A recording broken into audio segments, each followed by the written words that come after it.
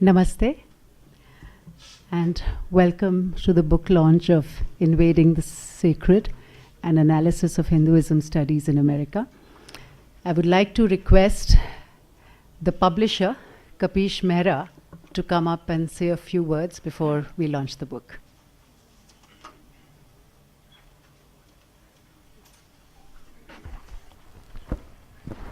It is my privilege to welcome all of you on the occasion of the release of Invading the Sacred.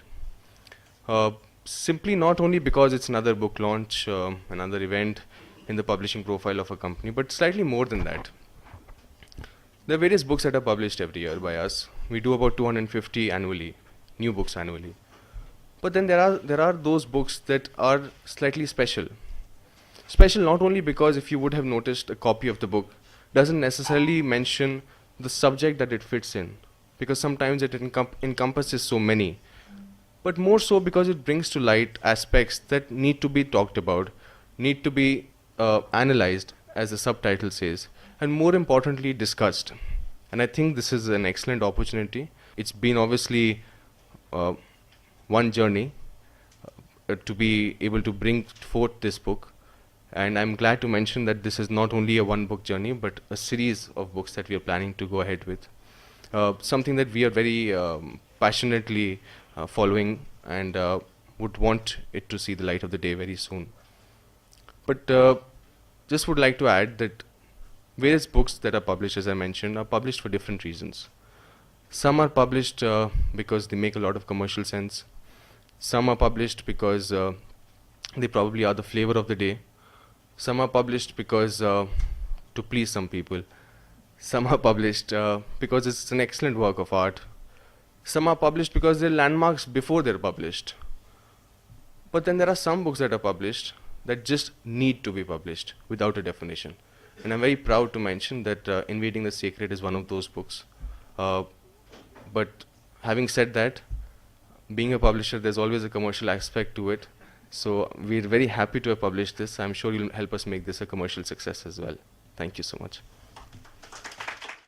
People have been asking me how I'm involved with this book launch. I'm involved because I believe in what this book is trying to do. I became aware of this very serious issue of very faulty academic writings, the blatant use of Freudian psychoanalysis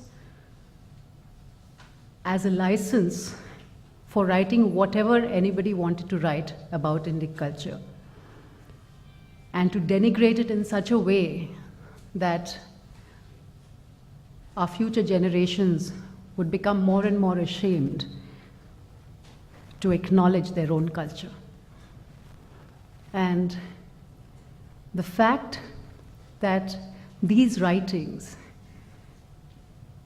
are written by people who hold the highest positions in the US Academy makes it even more serious. They hold chairs and occupy chairs, and they are on the boards of Encyclopedia Britannica, and they are invited to write in Microsoft and Carta and so on. So it's not just some freak who's writing these things. They're very, very important people, and that's what makes it even more serious. So as a layman and a very concerned Indian, I thought that it was important, besides all the very peaceful work I do, my chanting and my music and my involvement with the scriptures and my education work, I thought it was very important that I get involved in this issue and try to create some consciousness in India. People in America are more conscious of this, the diaspora knows about it, but most people in India were absolutely ignorant about this issue, and I thought it was important that we know about it and we do something about it. So here we are. I'll leave the experts to speak more about this issue, and I would like to invite one of the editors of the book, Aditi Banerjee, to come and introduce the book and the issue. And a little note on her. Aditi Banerjee received a BA in International Relations from Tufts University and a doctorate in law from Yale Law School. Her publications include The Hyphenated Hindus in Outlook India, Hindu American, both sides of the hyphen, and a chapter in the book Buddhists, Hindus and Sikhs in America. And this was done by Oxford University Press. So she's been very modest. She hasn't written much more about this, but she's very fiery in her writings, very logical, and a very important practicing lawyer in America. So Aditi, please come. Namaste. Thank you, Shruti, for those kind words. What I'd like to talk about today is how I became involved with this book, Invading the Sacred, an analysis of Hinduism studies in America, and why I think this book matters, not just to me personally, but to us all. I'd like to begin with 3 short vignettes of how this kind of scholarship has affected me and people like me.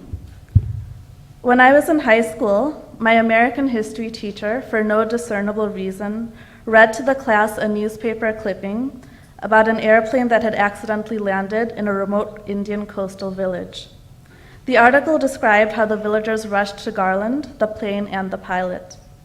The students and my teacher laughed uproariously at the ignorance of these villagers, or what they mistook to be ignorance, who saw an ordinary airplane and a pilot as gods. At that age, I did not have the words or the wherewithal to explain to them that Indians honor anything and anyone that enters their home for the first time. It is customary for Indians to garland honored guests, for example, or to place a dot of vermilion powder on new purchases. This does not mean we regard these objects or persons necessarily as God.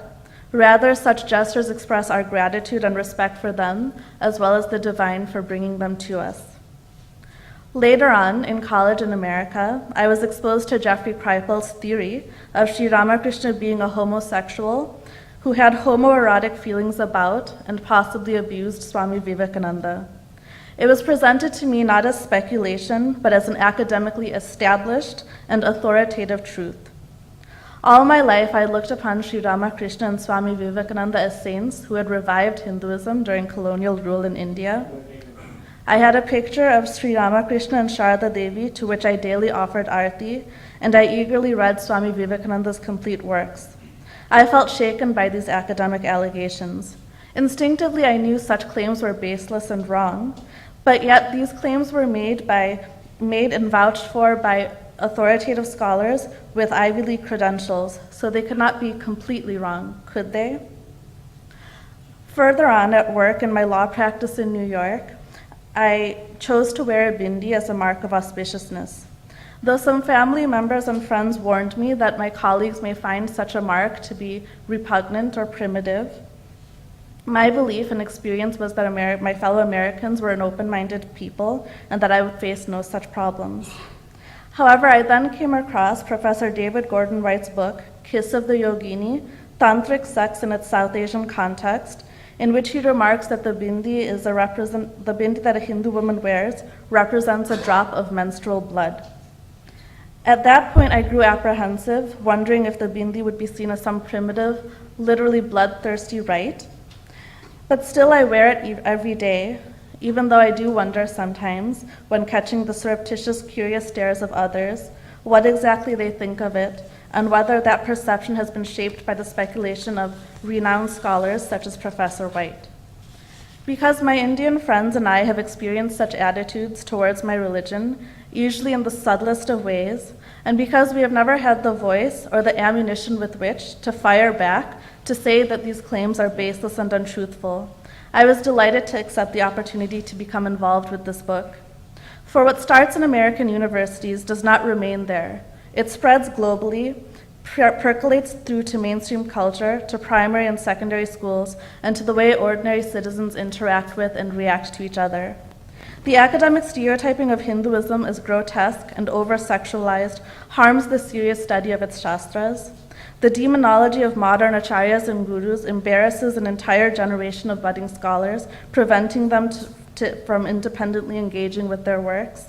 And when our most cherished deities and traditions are exoticized or sensationalized, we are tempted to abandon those traditions and forms of Hinduism that make us Hindu. I would like to give a few examples of the types of academic misrepresentations that are having this kind of effect. The scholarship being critiqued in this book involves a pattern of Freudian psychoanalyses that sensationalize, eroticize, exoticize, and distort the meanings of sacred Hindu figures, deities, and traditions. Our book analyzes several such case studies, and here are some illustrative examples.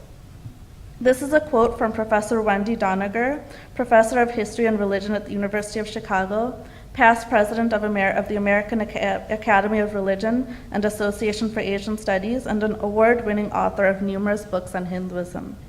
She has said in her now withdrawn entry in Microsoft Encarta that Holi, the spring carnival, when members of all castes mingle and let down their hair, sprinkling one another with cascades of red powder and liquid, that was symbolic of the blood that was probably used in past centuries. She has also said that the Bhagavad Gita is not as nice a book as some Americans think. Throughout the Mahabharata, Krishna goads human beings into all sorts of murderous and self-destructive behaviors such as war, and concluding that the Gita is a dishonest book, it justifies war. Then we move on to Jeffrey Kreifel, Professor of Religious Studies and Chair of the Department of Religious Studies at Rice University, who wrote a book which won the Best Book Award from the American Academy of Religion and was listed by Encyclopedia Britannica as its top choice for learning about Sri Ramakrishna. This book claims that the mystical experiences of saints like Sri Ramakrishna and Swami Vivekananda were the result of sexual abuse and sexual confusion. Here's a direct quote. These homoerotic energies, in other words, not only shaped the symbolism of Ramakrishna's mysticism, they were his mysticism. Let me be very clear.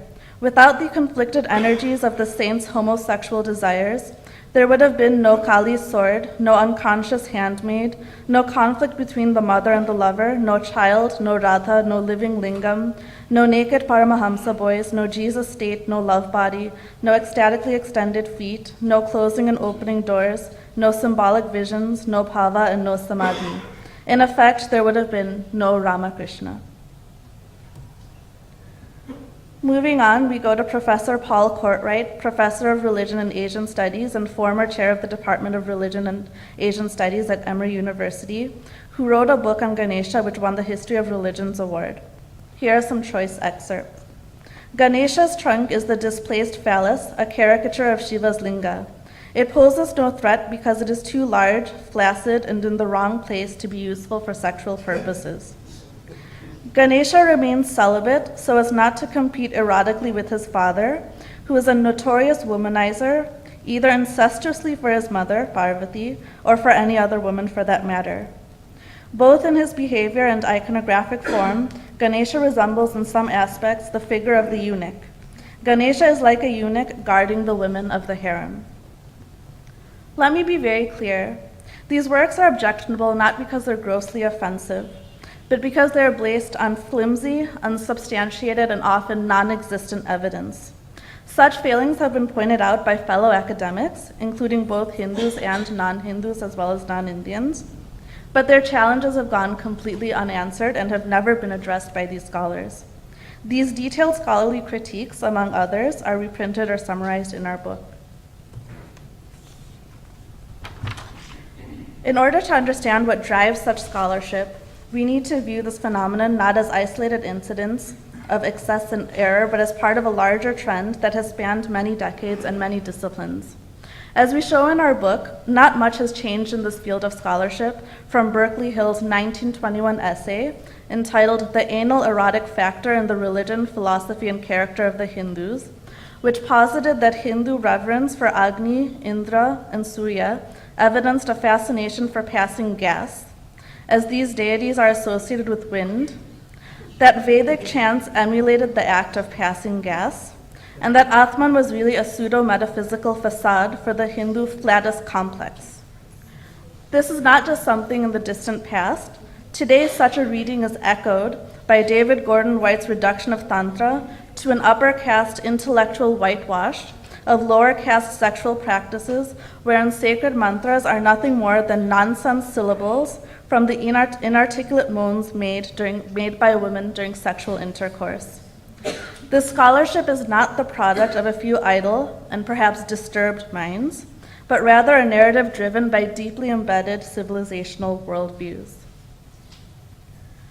Over time, I learned how a coterie of academic scholars is targeting that which is most sacred and renowned in Hinduism.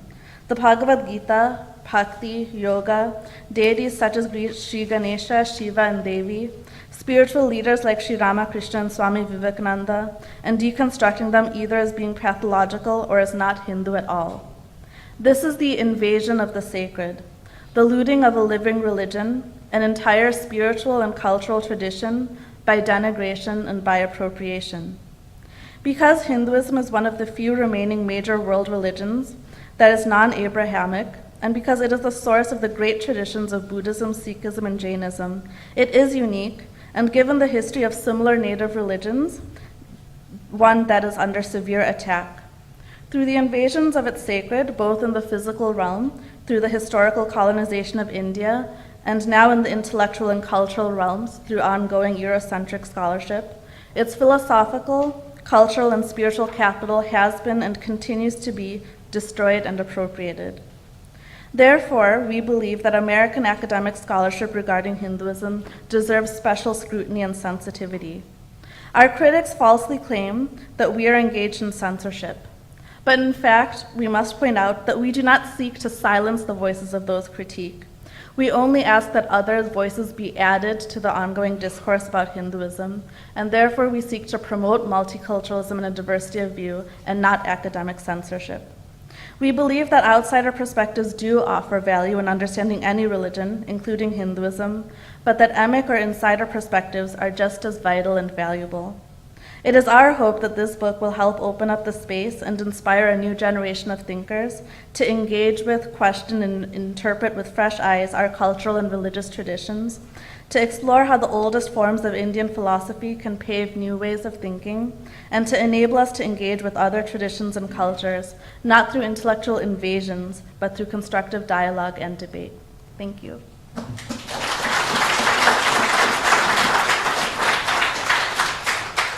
Thank you, Aditi. I would now like to invite Krishnan Ramaswamy, Dr. Krishnan Ramaswamy, and we'll introduce him just before he comes on. Krishnan is a scientist with a background in psychometric research. His areas of work have included clinical outcome trials in major mental illnesses like schizophrenia and Alzheimer's disease.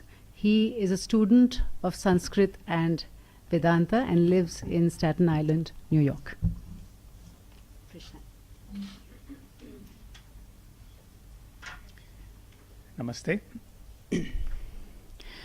As Aditi mentioned, the topic of this book is not just about what's happening in America. What happens there and what happens in the intellectual climate there spreads across the world and definitely has an impact on how India is seen around the world. So what I'll do now is I'll just give you a brief overview of what the book is about. What the book records is how such images of India, the kind that Aditi described, how they are produced and how they are propagated. We place particular emphasis on understanding how the structure of the American academia works, and we point out that there are over 8,000 scholars in the American Academy of Religion. So religion is seriously studied as a secular discipline in American universities.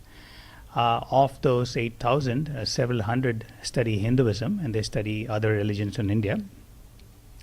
So this book looks at the huge academic establishment controlled by a dominant culture that produces quite a bit of knowledge about your religion and your culture.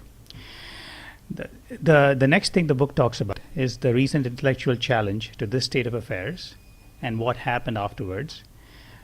So in terms of what happened afterwards, we are talking about counterattacks that came from the academic religious studies establishment in America. And I use the word counterattacks advisedly because you'll see the nature of these attacks later.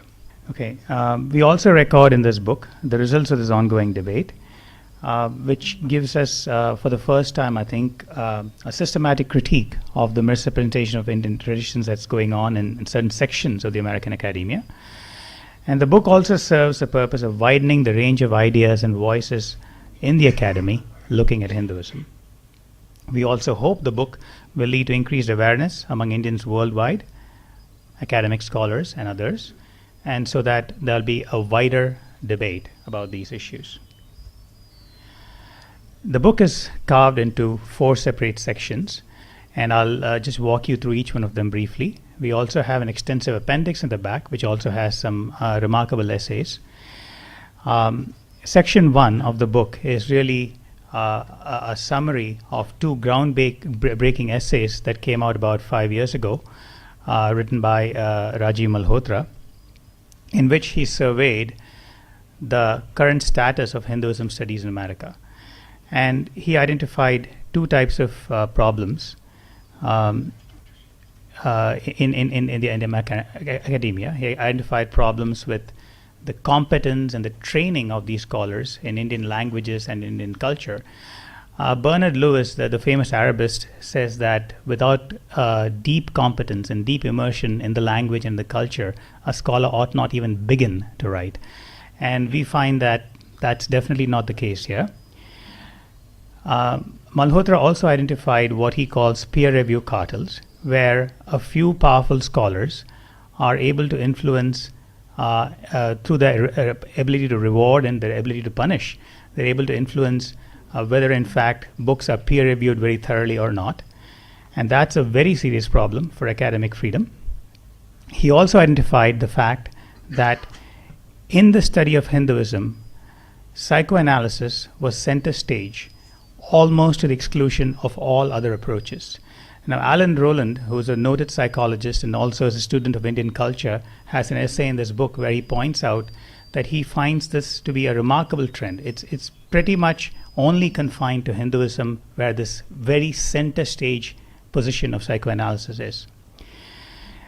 Using these approaches and using this lack of training and their cozy relationship with each other, Indian icons, Indian practices are shown to be pathological and destructive. For example, in an introductory textbook on Eastern thought used in many undergraduate schools in America, there's a chapter on Shiva and the chapter on worship in Shiva temples, which makes the claim that these are terrible, dark, strange places, and actually goes on to say that Shiva temples were notorious for ritual rape and murder. This is an introductory book. There are other scholars like Stanley Kurtz, who is quite influential and has many people who are taking up his particular scatological approach to understanding India, who claims that Hindu mothers do not form a loving emotional partnership with their babies the way that white women do. Now, this is so, but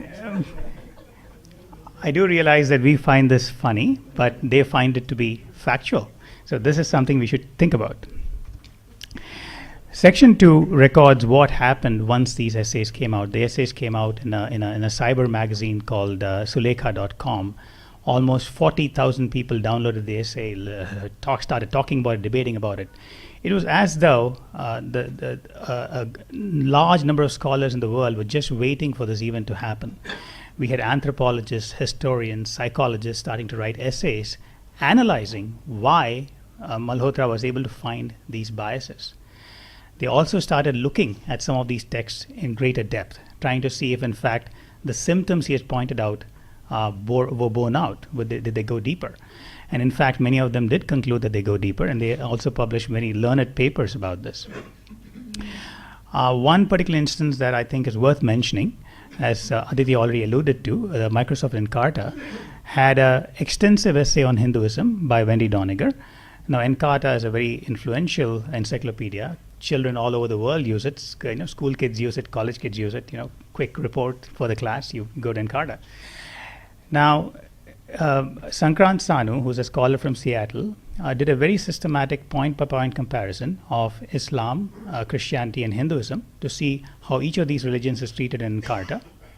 And his argumentation was so clear and so lucid that Microsoft Encarta actually agreed that there was incredible bias in the Hinduism section, and they actually withdrew it and replaced it with a balanced one. So there are cases where positive engagement with the academia, using their own tools of analysis, actually do bring us great benefits. And so that is really the way that this book is shaping up. We really did think at this point that a true chance for change and self-examination seemed at hand, but then you'll see what happened later because we record that also. But before I go to that, I want to give you a couple more examples of the breakdown of the peer review process that we keep talking about. Now, Aditi mentioned this book, Paul Coatwright's Ganesha, Lord of Obstacles, won a very major award. It's been in print for the last 20 years. It was just recently reissued by Oxford University Press. The award it won was the History of Religions Award given out by the American Council of Learned Societies, one of the best bodies out there. Now, this book was supposedly peer-reviewed, before it got out into the press. But in our book, you'll find an extensive chapter where two scholars named Vishal Agarwal and Kalavai Venkat look at this book very, very carefully and do what peer reviewers are supposed to do. Check facts, check to see whether the theories are sound, check to see whether the conclusions are based on the evidence being presented. And here they find literally dozens of major errors, unverifiable citations, mistranslations, and even what appear to be fabrications. For example, I'm just going to give you two examples. We'll be here all day if I went through this entire thing. Coatwright claims, for example, that Hindu scriptures look upon human beings as being God's excrement. And as proof of this, he cites passages from the Srimad Bhagavatam and also from the Linga Purana. Now, this is something that one can verify, right? So a peer reviewer should go look at the references. And that's exactly what Venkat and Agarwal did. They went to the edition of the Bhagavatam Coatwright used. They went to the Linga Purana edition he used. They went to other critical editions of the book. No such passage, right? The Purana says God that human beings are born from the manas of the universe, of the Lord of the universe personified as God. So where does Coatwright get this from? There's a clue, because apart from listing the Linga Purana and the Bhagavata Purana as his references, he also lists Wendy Doniger's work. And it turns out that all he really did was perpetuate a mistake, an invention that Wendy Doniger had come up with earlier. Next, Coatwright claims that the Devi Bhagavatam records an incestuous rape of the goddess Sati by Daksha Prajapati. Now, this, if it came across the desk of any peer-reviewing scholar, should be a bit of a bombshell, right? I mean, when you see a major claim like that made, you'd imagine that one would scurry to the library and check up the references and make sure this is actually passing muster. But apparently that was not done. And so when you look at the Devi Bhagavata Purana, which Venkat and Agarwal have done, there is no such passage in the Purana. I want you to think about what this means. Such a major claim is made. The peer reviewers are not even activated to make sure that it's accurate. To my mind, it suggests a pervasive atmosphere where it's believed that we Indians, we Hindus, are pretty weird and pretty much anything is possible with us. So it's not worth fact-checking. Just another example of claims that we've exposed in this book. Berkeley Hill in 1921 published an essay also on Kali, apart from the flattest complex one, where he talked about how Kali was the bloodthirsty, menstruating, castrating woman, and this really shows the sexual insecurity of Indian men and so on and so forth. That was back in 1921. Here we have Sarah Caldwell in the 1980s publishing a book saying Kali is first of all a phallic being, mother with a penis. She's a bloodied image of the castrating and menstruating, thus castrating female. Nice circular analysis there. This type of analysis, the phallic abilities of the goddess disguise castration anxieties, ultimately directed towards the father, as well as homosexual desire for the father's penis. Now, this, they will tell you, is, well, it's arcane analysis, and we really are only using it in some textbooks that really nobody but scholars read, so it's not really going to affect how people think about Hindus and about Hindu goddesses and so on and so forth. Well, in 2007, January of this year, Wendy Doniger writes a nice essay in Washington Post talking about why white women should stay away from the Hindu goddess. This is the theme of the essay. And she says, nor are these goddesses by and large compassionate. They are generally a pretty bloodthirsty lot. Goddesses are not the solution, to stay away from them. So what we see here is that the academic establishment manufactures a certain reality of its own, then that permeates, and they in fact push it out into the public environment. Sections 3 and 4 actually record, like I said, what happened when Malhotra's essay came out, then all the other scholarly responses which deepened and strengthened his arguments came out. You would expect at this point that the academic establishment would say, my God, what have we been doing? How have we been allowing works like this to get out? Works that are not based on fact, works that are based on people who are untrained in psychoanalysis spewing whatever pop psychology that even Cosmopolitan magazine would be embarrassed to print. Why are we letting this happen? But that's really not what happened. I mean, I was actually shocked because I was watching these events unfold, and it was actually very shocking to see what they did. And we have stunning documentation in this book of what the academia did. It was basically a circle the wagons approach, keep out the savages, and use all kinds of ad hominem attacks. Do not address any of the substantive arguments they raise, okay? Because that way lays failure for us. So let's just demonize them, wish them out of the way, and we'll be fine. Every critic, including reputed scholars like Jacob de Roo or S.N. Balagangadhara, even Antonio de Nicolas, one of the gentlest human beings I know, were attacked as being agents of the Hindu right. Not only this, the US scholars then managed to go to the US media, and stories started appearing in the Washington Post, in the New York Times, and so on and so forth, linking the scholarly criticism that was taking place in the US with events in India. So this was a time, for example, when a bunch of fanatics went and burned the Bhandarkar Institute over the Lane controversy. So suddenly, the scholars around the world who were criticizing the American academia were now being linked to the burning of the Bhandarkar Institute and to death threats and so on and so forth. So this is another important record that this book provides of how there were some voices trying to restore the debate. There were some voices trying to restore sanity. But by and large, the academia demonstrated this very, very strange herd mentality whereby they were trying to block debate. So that, in a nutshell, is what our book is about. And you will see that everything that we are saying is referenced, footnoted, very carefully checked, and we'll stand by it. And we hope that what this will do is really generate debate. We hope that it'll really inspire more and more Indian scholars to stand up and start questioning what the West has made of us. Thank you. I would now request our chief guest, Dr. Kapila Vatsayan, to please launch the book for us. Aditi and Krishnan, would you please help Dr. Vatsayan?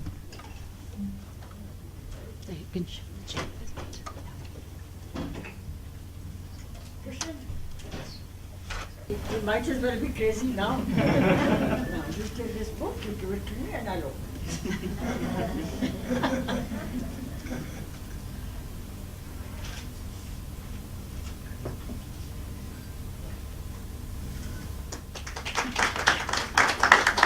You see, this is sexual behavior.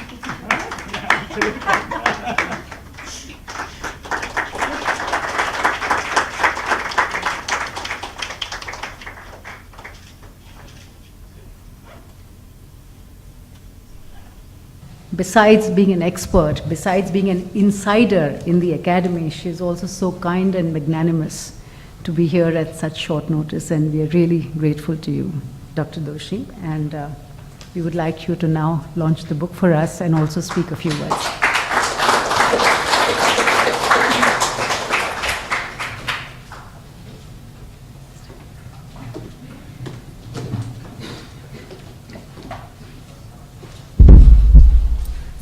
Please notice we've tied it the Indic way. We haven't tied it with paper which you have to tear.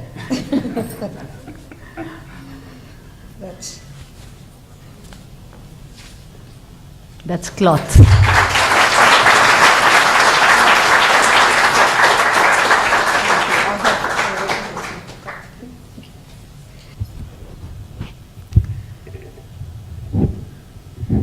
Friends, yesterday evening, Shruti called me and she asked me if I'd received this invitation to come, which I had earlier in the morning. And then she asked me if I would be so kind as to speak, and which was really for me a little short notice, in the sense I really didn't know what the book was until she sent the book to me and the clippings. But in general, what the subject was of great interest to me, because as a person who's been in academics, also as a person who's been with museums and publishing, I have encountered certain attitudes that I felt sort of conformed or were in conformity with what I have been hearing from the two editors. Actually, I'm a trained art historian, and as an art historian, we have felt that the history of Indian art is greatly influenced by what the West thinks of it. The Western scholars, interestingly, and I'm just citing certain facts, would come to India because scholarships were available in the field. They were not really very interested in it, but because there was a scholarship available, they would come here.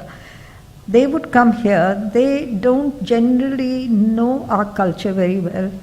They don't understand our languages. Certainly they've taken a course here or there and can speak little bit of passable Hindi or understand a little more Sanskrit, but really when they come to India, the Indians, it's much too overpowering an image for them. They come here, they live here, and half of them, I would say, just because they have to stay in certain places, sometimes because Indian art and culture is at places like Banaras, or in certain villages where they're conducting their researches. When they come to Bombay, their exclamation is, civilization.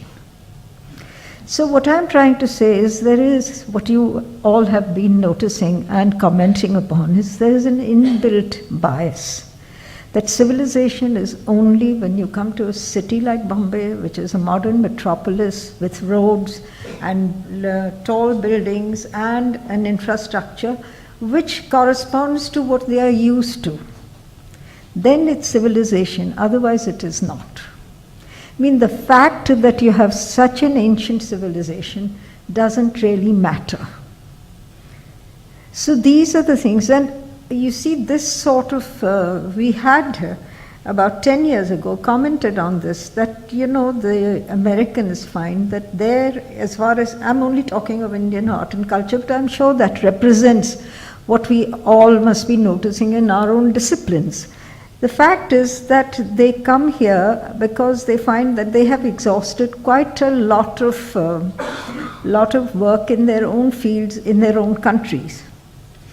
If they're studying European art history, maybe there's nothing very much left on Rembrandt to do. But when they come to India, they have this Wild West, I'm talking of the Americans, Wild West mentality. We are on the frontiers of knowledge. There are only 2 or 3 books on this subject, and we can bring, what we will bring out will be the authoritative version on that subject. Well, it's wonderful to have someone with the excitement to come and want to do pioneering research. But the idea you get is, it's not that it's their interest, it's the money that is being given to them, and the cherry is ripe for picking, so come. This is some of the attitudes. I must say that a lot of work that has been done by them has been extremely innovative. It's a new way of looking at it. We Indian scholars, me particularly, I would say, am totally indebted to my American education in art history. I feel that it has equipped me to deal with the Americans or the Westerners on their own ground, in their own manner. And unfortunately, our own scholars do not try to match that.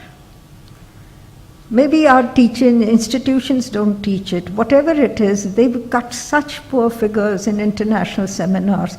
Their knowledge may be profound, but they're not in a position to present it.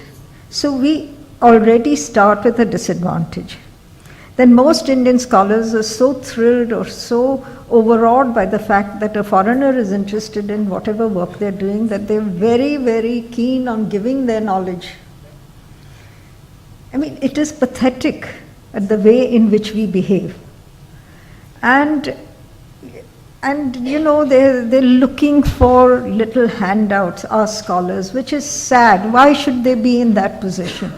You know, a trip abroad, or if I will be invited, then I will give you this, and maybe you can get me there for 2 months or so. It's sad, and you know, I feel sorry that we in this country are first and foremost neglecting our own heritage because it's not properly taught in schools. Yesterday I was sitting with my grandson to help him with his history, for his history examination. And the sort of irrelevant details that the child is supposed to learn is just amazing. There's no need for that. They don't give a sort of outline and an interesting way of looking at it. They give you little things to remember, which you know, a child will mug up and forget immediately. So we ourselves are to blame at the way we have structured our education. We ourselves are to blame with the way that our scholars are not equipped. Why is it not possible for us to have an Academy of Indian Art and Culture where scholars would be taught how to present their images? They have poor slides. We never used to have good photographs in the earlier years. Today with good digital cameras and all, things have changed. But you know, I as a student and as a scholar used to, when I came home from my trips abroad, I wasn't bringing things that are interesting for most people. What was I bringing? I was bringing films. And my refrigerator used to be filled with films because they were unavailable here. So we as scholars also work, and I am talking about a person who had the wherewithal to buy films and all. It wasn't that I was not like some poor scholar. I had the wherewithal. I could afford to buy it, but it was not available here. At the airport, all I would be doing is taking 20, 30 rolls of film to bring here, and then you would be so chintzy with your photographs because you couldn't waste film. You couldn't do so many things. So earlier these were the situations, but hopefully things will change now. But apart from the general scenario, the whole thing is that we ourselves show lack of confidence. About 20 years ago, I was invited to a Greek seminar, a seminar in Greece on contemporary art. And what was the seminar? It was an international seminar. Who were the people at it? Most of it was people from Europe and America, noted critics. Then there was a Persian painter who lived in Paris. There was a Kuwaiti painter who lived in Paris. There was me, and there was one Chinese scholar who couldn't speak a word of English. Chinese painter. He was an orthodox painter in the Chinese ancient style. So this is the representation. In the representation, when I showed our modern art, all of them started sniggering. And what was the reason? Oh, it's so derivative. It has nothing inventive to say. It has nothing new to say. And some of the people got up and left, showing no interest. So later on, because we were all together in that seminar, we would all have lunch together. It was amazing. It was these established scholars, people like Lucy Smith, who was a known English critic. But the younger people came. They said, we found it very interesting. We could see that you have a different style of painting. And I said, yes, because, we are an old culture. And it is a continuation in a different way, in a different era, but it's a continuation of our own thinking. Of course, they didn't believe it. And when Lucy Smith was chatting with me later on, he said to me, you know, your country has not progressed beyond craft. Because I was showing some paintings of Somnath Haur, where he takes paper pulp and uses it on paper to talk about, it's a series called Wounds. And these were the sort of wounds, sort of bloodless wounds he was trying to show about people. And I thought it was such a trenchant statement he was making through these things. And this man just reduced it to craft, paper pulp on paper. What is it? He said. Your country has much to progress. He says, your country is like Greece. You all have a superb ancient civilization, but you have nothing as far as modernity is concerned. And the same thing I encountered once in a book I sent to a scholar I met in USA, and he was very kind to me, and I thought as a gift I sent him a book I'd written. He was at that time writing something, and it was a book on Ranakpur, one of the temples, Jain temples. This man was writing on, I forget now the complete subject, but it was on how writing on art is done. And he took my book and he trashed it. He says, I get more to understand about this religion from a Western scholar who has written on it from a person from Dr. Doshi. Now, here I am, I live in India, I am a practicing Jain, I know a lot, I have studied Jain art for 30 years, and I can't write properly, whereas a person who is American can write better. But the thing then, as I was talking to my husband, he says, Sariu, in this case it is that Chatterjee understands what Banerjee says. So it is like they only understand each other, they don't understand anyone else. So we have to just accept it as that. So these are the sort of prejudices and that one encounters in this field. But having said that, let me tell you that I have some wonderful friends, all of them who have been extremely helpful in academic work, in doing my research, in inviting me to lecture, in having me over. So these are a few examples. But what I'm trying to suggest to you is that I'm not saying all of them are like that, but certainly there are underpinnings of such attitudes which surface, at least in my case, have surfaced now and again, and I have been very deeply, what shall I say, I felt it sort of shatters you, because they are your friends, you respect them, you look up to them, you admire their writing, you admire the way they conduct themselves, and then you feel that they can be so petty and so trite in certain things. So I would just say that this is a wonderful movement that has started. I think it is important that we bring it to their notice. Maybe they're doing it unconsciously. Maybe it's a sort of worldview which they have inherited and with which they approach everything as being the West being the best. Just to give you an example, the thing is, as I told you about modern art, how it was trashed at that international seminar. Today, we Indians have become economically more powerful. We Indians have established a presence in America. The diaspora has become a thing to reckon with. And therefore, today you find Indian modern art commanding a presence in all the auctions abroad. The prices are now beginning to match the prices abroad, of art abroad, Western art. And the fact that we are now interested in our own culture, that we respect it enough to spend large sums of money on it, is attracting Western scholarship. Western scholars are coming out to India to study contemporary Indian art. 20 years ago, it was trashed as being nothing.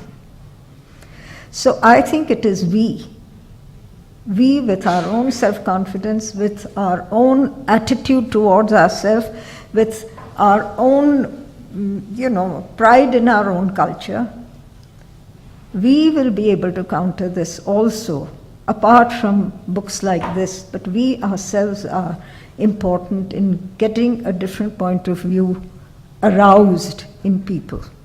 With that, I thank you all, and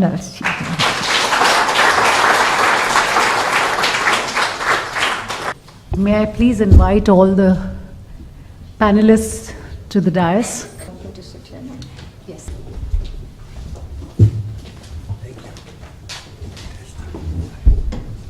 We have a very illustrious panel with us today, and we are really honored.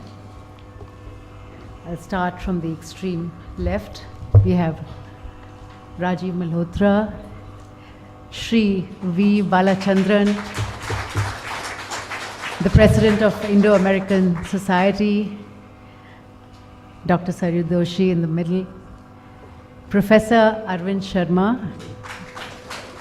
He's written the preface of the book, and it's one of the most brilliant prefaces I've ever read. It gives you the picture so clearly. And one more thing I'd like to mention before we go on is the person who replaced Wendy Doniger in Microsoft Encarta was him. So I have one less friend in the world. And then we have Ajit Gulabchand.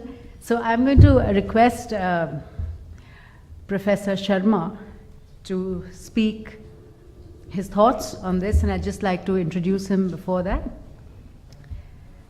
Professor Sharma started out as an IAS officer in India.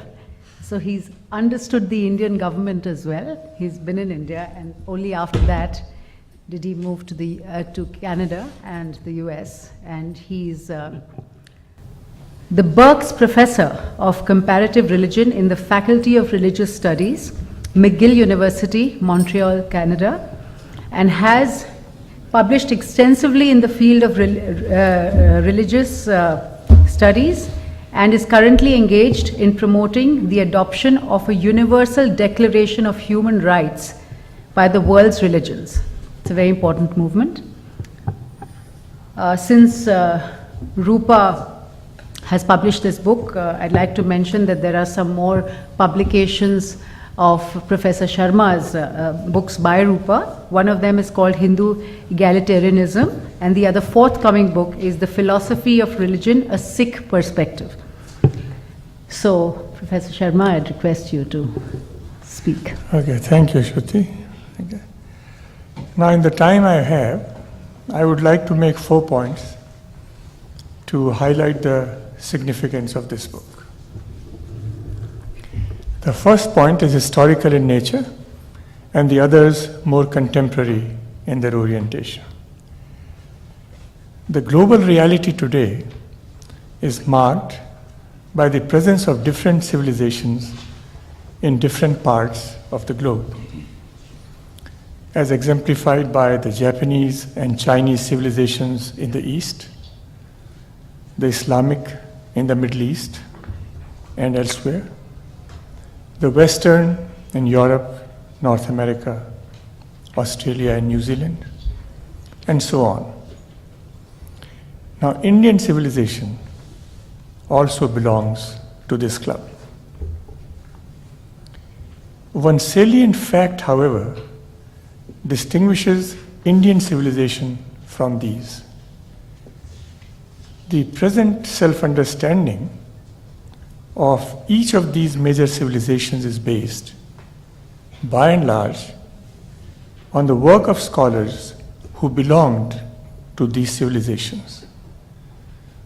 But such self-understanding as the Indian civilization possesses today is the result, in the main, of the work of Western scholars rather than its own. This striking fact sets Indian civilization apart from other civilizations. If the self-understanding of one civilization is thus mediated through another, then the question naturally arises, to what extent does the work of the scholars belonging to another civilization correctly reflect the assumptions of the civilization they are writing about? For instance, non-Muslims writing about Islam may not accept the Quran as the literal word of God. Not in a metaphorical sense, literal word of God, which is a foundational Islamic belief. To the extent that they do not do so, their presentation of the civilization, of which it is a central text, will reflect their own views about Islamic civilization rather than the civilization's own view about itself. If therefore, future members of Islamic civilization relied on the work of non-Muslims for gaining their own understanding of Islamic civilization, their self-understanding of their own civilization will have deviated from what it would have been had it not been mediated in this manner. So a unique question now arises in the case of Indian civilization. In a way, it does not arise, at least to that extent, in the context of other civilizations, that its foundational self-understanding has been affected by the intellectual intervention of another civilization. If Indian civilization wants to form a correct conception of its true identity, then there is no escaping this fact. This book highlights this issue by indicating how widely the Western interpretation can diverge from the indigenous when the psychoanalytic lens is applied to the study of Hinduism, and raises the larger issue: to what extent has our self-understanding of our religion, our history, and our culture been mediated by Western assumptions? There is no suggestion here that Western scholarship in general necessarily misrepresents Indian civilization. There is the assumption, however, that this could have happened, consciously or unconsciously. This book provides evidence that this has, or this can, credibly be said to have happened in the cases covered in the book. If this is so, then it becomes one's intellectual duty to identify where else this might have happened, and why, and with what consequences. It is only after such an exercise has been thoroughly carried out that members of Indian civilization can place due confidence in the scholarly representation of their own identity. This was the first point, and one, I think, of fundamental significance. The second point has to do with the fact that we are living in a secular age, but that this reality might be changing. Ever since the Enlightenment, it has been an underlying assumption of Western, and by extension, global intellectual life, that religion is a receding force in human affairs and was destined to either disappear altogether, as in many versions of Marxist thought, or at the very least to disappear from public life and become a purely private affair, as visualized by the Western liberal tradition. This secular hypothesis had an air of inevitability about it until 1979, when the Iranian Revolution occurred. That too could be dismissed as an aberration, but since then, the level of fundamentalism has risen in virtually all the religions of the world, a fact only dramatized by the events of September 11, 2001. One is therefore compelled to ask the question, is the long-term historical growth towards secularism, defined here as the exclusion of religion from public life, is this trend in the process of reversing itself? If such is the case, then a host of incidents like the Danish cartoon controversy, the hijab controversy, the Ten Commandments controversy in the USA, and so on, start appearing in a new light as constituting the negotiation of the terms of the re-entry of religion into the public square. And one such term being that religions will challenge their secular rejection or denigration, especially in the media and even in the academia. If this view possesses any merit, then this book could be seen as a Hindu manifestation of this evolving phenomenon. The third point is connected to the second. It was axiomatically assumed until recently, and often still is, that progress around the world consisted in its becoming an image of the West as far as possible. Or to put it dramatically, Europe's past is the world's future. Europe's past is the world's future. Just as Europe had undergone secularization, so will the rest of the world. If, and this is a big if, however, the secular trend has reversed, then the world will have to learn to accommodate religions in the public square, of which the West has little experience. One major way in which the West has tried to deal with religious differences is by not dealing with them, by eliminating them from the public square. But if the secular trend has reversed, then the West cannot be of much help anymore in the way it was.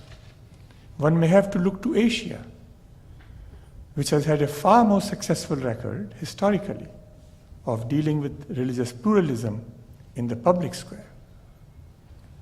This could be said to be the case for pre-British India, for pre-communist China, and for Japan all along. Thus, if the secular trend has reversed, and the reversal is not going to reverse itself anytime soon, then arguably Asia's past is the world's future.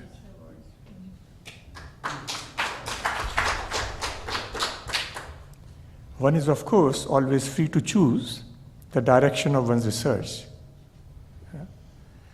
But if such might be the case, then the priorities of Western scholarship, as represented in this book, pose something of a puzzle. For then, what would seem relevant about Ramakrishna is not whether he was a latent homosexual, or by extension, that Mahatma Gandhi may have been a latent heterosexual, but what their life and teachings have to offer for dealing with religious pluralism in the public square. My final point is very different in nature from the previous 2 points, though not unrelated to them. In this age of human rights discourse, one needs to raise the following question. Academics and the media have their rights, but do the followers of the religions have some rights of their own when it comes to their depiction in the media and the academia? This issue is implicit in the book and can no longer be neglected. A global congress on world religions after September 11 met in Montreal from September 11 to 15 last year.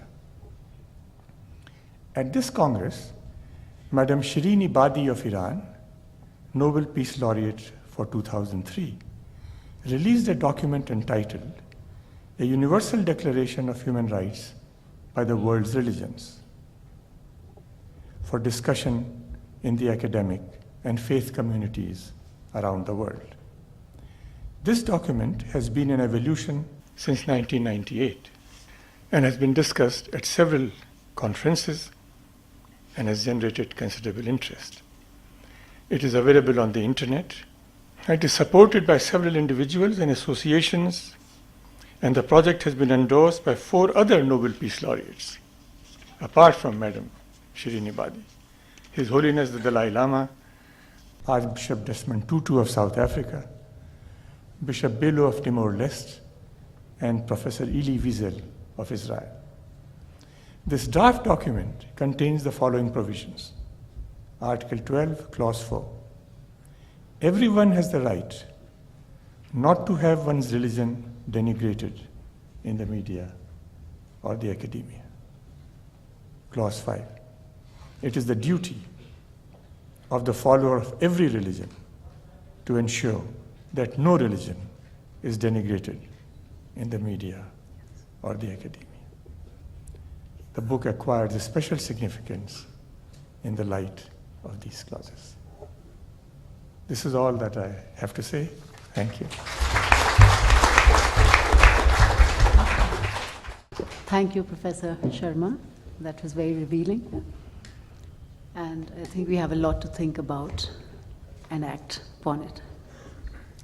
I'd now like to invite Sri V. Balachandran, and I'll just introduce him briefly. He was an MA from Loyola College, Chennai. He was in the Indian Police Service in 1959 and in the Maharashtra cadre of IPS. He joined the Cabinet Secretariat as the minister in the Embassy of India in Washington, D.C., and he retired as the Special Secretary of the Cabinet Secretariat in 1995, and today he is the President of the Indo-American Society, and he writes on current subjects in the mainstream newspapers today, and we are extremely honored that you're here with us. And he's also writing an article for this book, which will come out shortly in the next few days in the Asian Age, so please look out for it. Dr. Saril Joshi and distinguished members of the panel, let me caution you that I'm not a philosopher, I'm not a historian, I'm a policeman come bureaucrat. So if my presentation is not up to the mark, please do excuse me. I shall try to tackle this particular problem from a different angle. Last month, we received a delegation of the White House Fellows. As you know, White House Fellows are the future leaders of the United States. General Colin Powell was a White House Fellow. They are picked up from different walks of life, including the government, private sector and all that, and then given an intensive training for 1 year. There is a White House Fellows Commission. I gave a presentation to them about the history of Indo-American relations. So that particular research that I did came very handy while giving this brief introduction. Dr. Krishnan made a brief mention about this misunderstanding about India had affected the US foreign policy. I shall give some more details about it.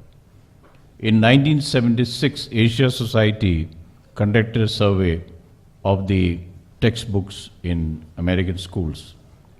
They appointed 103 experts who reviewed 306 books used in 50 states. And the result was that India received the most negative attention in all the textbooks of all the Asian states.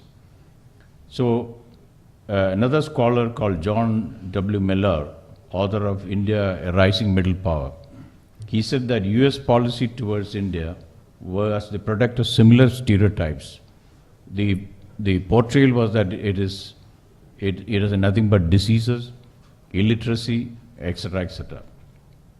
And India was portrayed as poverty-stricken and helpless, since American legislators and decision makers were subject to the same impressions. And I'll quote another survey done by the US State Department, Bureau of Educational and Cultural Affairs in 1982.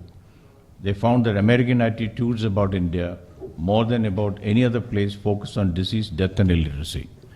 So the subject of this particular book today, looking from a different perspective of government policy has an important bearing. I was minister in the Indian Embassy, Washington, for nearly 4 years. I had very close interaction with the Indian families all over the United States. I could find that the children are totally confused because of this very wrong picture about, now of course today we were given only an example of what happens in the universities, but if you really go into the textbooks, it is still worse. They are very confused. They do not publicly acknowledge that they belong to a religion, Hindu religion. So if these are the future generations, the first or second generation Americans, Indian Americans who are growing up in United States, so they start with a complex. I'll quote another scholar, Yvette Rosa. In fact, her article is there in this book. She had written in 2001. Stereotypes, she had written an internet article in winter 2001, Teaching South Asia, an internet journal of pedagogy. Stereotypes about India and Hinduism, when taught as fact in American classrooms, may negatively impact students of South Asian origin who are struggling to work out their identity in a multicultural, predominantly Anglo-Christian environment. Now this, in a nutshell, is the problem that we are facing now. Much of the book it's a brilliant article, I must say. I must really compliment all of them, Mr. Malhotra and all, Dr. Krishnan and all of this for bringing out this book. But it is my submission that something more needs to be done. It's not just enough that we indulge in a debate at the very scholastic level. Something more needs to be done to change the outlook. How is it that after 1990, the US business attitude towards India, the government attitudes in India has undergone a sea change? Why is it that it's not there in the universities? And when they can dish out this type of nonsense about our religion, it is something more needs to be done. Now, at this juncture, I may also support what Mr. Malhotra had said this, that there is a very prosperous Indian community there. I'll just read out some statistics. The annual buying power of Indian Americans is $20 billion annually. There are 1,000 Indian American organizations. I know most of these top leaders of the Indian organization there. Asian American Hotel Owners Association, there are 4,000 members. They own 12,500 hotels in the United States. Total market value is 31 billion. Mr. Malhotra had said that our Indian American leadership, they are content in building temples, but leaving this type of things to the tender mercies of the so-called experts in the different universities. Now, can't we marshal the strength of the Indian Americans and do some sort of an action? I'll quote one example, how a concerted move through the legal system was able to turn the tide in California. In 2005, the Christian, Hindu, Jewish and Muslim groups complained to the California State Board of Education that their religions were negatively portrayed in some textbooks. The board was in a mood to make the changes proposed by the Hindu groups. This I owe this particular information to Dr. Krishnan. But they reversed the stand when Professor Bitzel, a Harvard Sanskrit professor, due to certain motivated reasons, wrote to them saying that no change is required. As a result of this, the Hindu groups took the California Board of Education to the court, and in 2006 they won the case, and the part of the expenses are to be paid by the California Board of Education to the litigants. Unfortunately, their second demand that the textbook should be scrapped was not accepted, but in this year, the consultation with the affected people has already started from March onwards. Now, whenever you see such a thing, whenever you see such a distortion of the religion, of our culture, the Indian Association should take it up with the law courts. Now, in this respect, I may again quote one example of the Jewish groups. The Jewish groups are also subjected to such discrimination and total distortion of the history, of the culture and everything. So finally, the organization called B'nai B'rith set up what is called Anti-Defamation League. And they started, there is a website, some of the top people are, I know them very well. There is a director of international relations called Daniel Mariashan, who has got an Indian wife. They do a proactive, agitation. When it comes to a question of when the Jewish religion is portrayed badly, they take recourse to the writing the media, they confront the people concerned, they go to the court, and if it fails, they go into direct action like demonstrations. Now, from the website one could see that in 2006, there were 1,554 incidents involving the religion. And it was down by 12%. And they keep an audit of all these incidents. So my submission to the Indian Americans in USA is that they should emulate this example. They have become assertive, they are financially powerful. If this type of negative portrayals are done, they should emulate the example of Anti-Defamation League. And they attack the anti-Semitism on the campus. We should also do that. Otherwise, this particular book is a trendsetter, is one of the good beginnings, but I think something more needs to be done. That's all my. Thank you.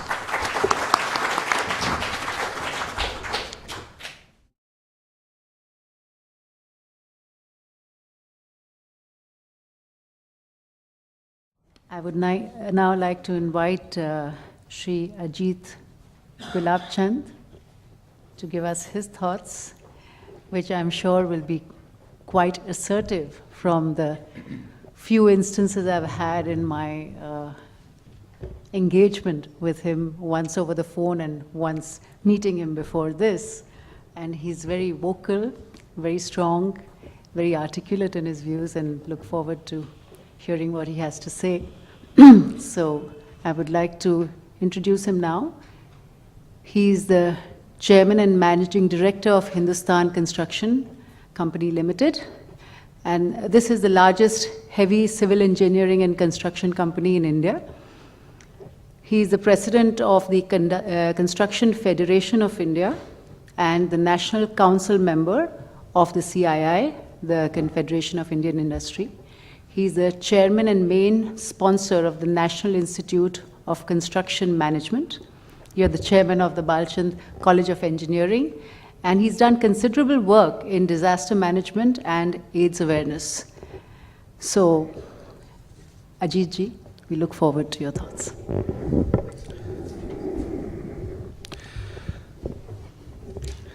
I'm not here for my scholarship or expertise either on the subject or on the issues of religion. However, the book invoked in me an extraordinary response, that is, the arrival of the new confident Indian that is now looking after his own destiny, which otherwise was left to many others to do. And in this context, this book does an exemplary work in bringing forth what Indians feel about their own religions. However, I do have some differences with a possible approach on how we should deal with this in future, particularly because we need not confuse Hinduism as a religion in the same genre as the Semitic religions. The Semitic religions of Judaism, Islam, and Christianity are all faith-based religions which are basically based on received wisdom. And two of them also engage in proselytizing and in fact have a mandate to do so. While Christianity may have somewhat fallen behind or changed its approach over the last few hundred years, Islam continues to be a strong proselytizing religion as demanded by its fundamentals. Whereas we, on the other side, in the Indic religions, have truly believed in an element of pluralism. Why not element? Basically in pluralism, where we live with each other and look at religion as dharma, which is unfortunately the closest word found. Mazhab and dharma are two very different things. Religion, as we understand, is faith-based, and it is not necessarily, it's basically a belief that everybody together must follow, whereas dharma is a nature of things, and therefore the entire basis of our way of looking at life is truth is a matter of experience, not belief. And from this stems a respect for what other people do and do not do.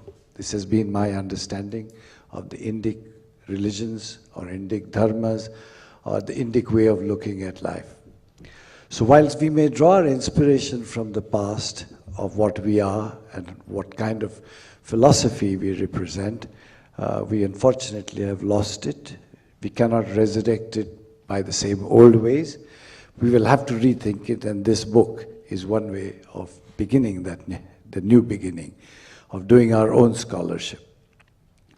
So in this context, when we look at it, I personally find it very difficult that we would be really to see a world which is moving back towards religion, and that would be a disaster.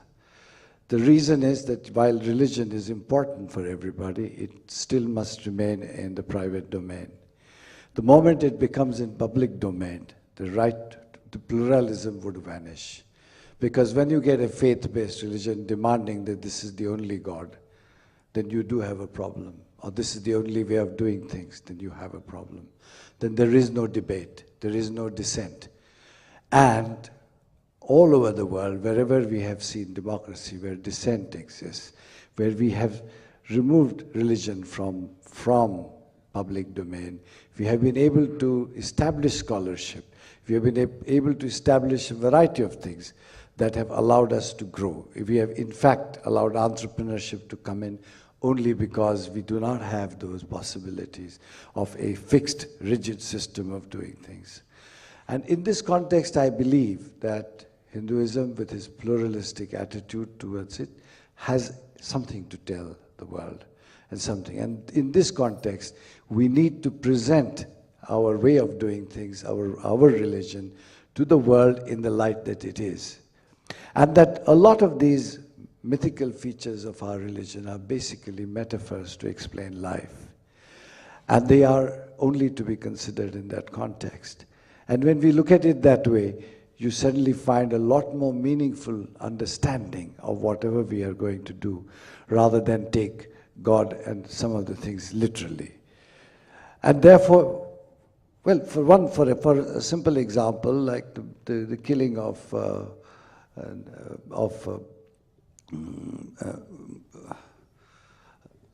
which is Durga, the Rakshas, whose blood used to be Mahishasura, whose blood, if spilled to the ground, would create another Rakshas.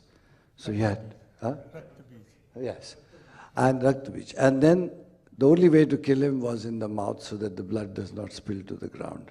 Now that's how you'll have to kill Osama bin Laden if you don't want that horror to spread. Now these are some of the metaphors that allow us to understand life and tell us the direction in which we go. And it is through this process, as I understand it, is that Indic religions have something to offer to the solutions in how to live in a pluralistic society with respect towards each other. And this is not easily possible because you have faith-based religions that are not willing to look at it. The only way they can look at it if religion goes back into the private realm and not come out in the public domain. And this is one of the real reasons why our friend is looking for a common human rights charter by religions. I find the exclusion of Islam in it, because none of the Islamic countries in the world have actually signed the Human Rights Charter of the United Nations. And therefore there is a conflict. But is it a conflict between all religions? Or is it a conflict that we, who are now coming into our own, are facing? So if you have to confront the West, I think we should not describe the West by the likes of the Doniger lady. She's a few of those, and there is, of course, a small bias. But by and large, the West has allowed thought to progress. And all of this debate is in the realm of Western universities. When is this debate going to take place in Indian universities? We have derided our own practices, customs, as religious and therefore out of the realm of any kind of study. No Vedic studies are carried out in our colleges. There's no discussion and debate on this because it's all grouped under religion, which it is not. Most of it, the Hindu law is not religious. It is a law of the land. It's a common law. But it is still derided as a Hindu law and therefore religious, which it isn't. But as Islamic law, Christian laws, a number of them are religious. However, having looked at it that way, we need to understand for ourselves that our problem is not in the West. Our problem is with ourselves. We ourselves are not able to sit up and debate these issues confidently, confront our past confidently. Why have we not been able to look at ourselves with that? Now with the coming of some element of prosperity, and as prosperity spells, we hope that we will have the necessary wealth in order to spend on generating that erudition amongst our universities and scholars so that we can create material that can be presented to the world for it to analyze and for it to stand the best analysis and best critique by anywhere else in the world. I think that would be the course I'd rather follow, because West, to my mind, is not so bad, because it's very easy to sit back and be very anti-American. It catches like fire. And then finally, nobody wishes to go to Saudi Arabia for a holiday, or for that matter to Tehran. Everybody's rushing to Europe, and everybody's rushing to send their children to American universities. So I think let us understand that we have some oneness with free societies. We are a free society. We should become freer. And amongst the free societies of the world, we probably rank the lowest. But having said that, we are there and we can improve. And with newfound prosperity, new scholarship, and the new confidence that Indians have found, I look forward to a period in which we create erudition in India, a respect for scholarship in India, and the requisite study, not just some kind of a polemic, but a serious study that stands up to scrutiny by any scholars in the world. That is what would create the impression on Western universities and Western scholars. And this is why I like the book, that it's beginning, that it does not address the issue by going in and breaking away Doniger's office, but actually taking her studies apart, paragraph by paragraph, on the basis of facts and analysis. And I think this is exactly what we need, but not necessarily in only countering what has been written, but creating for ourselves a better understanding of who we are and who we were, so that we can create a future for our children. Thank you very much.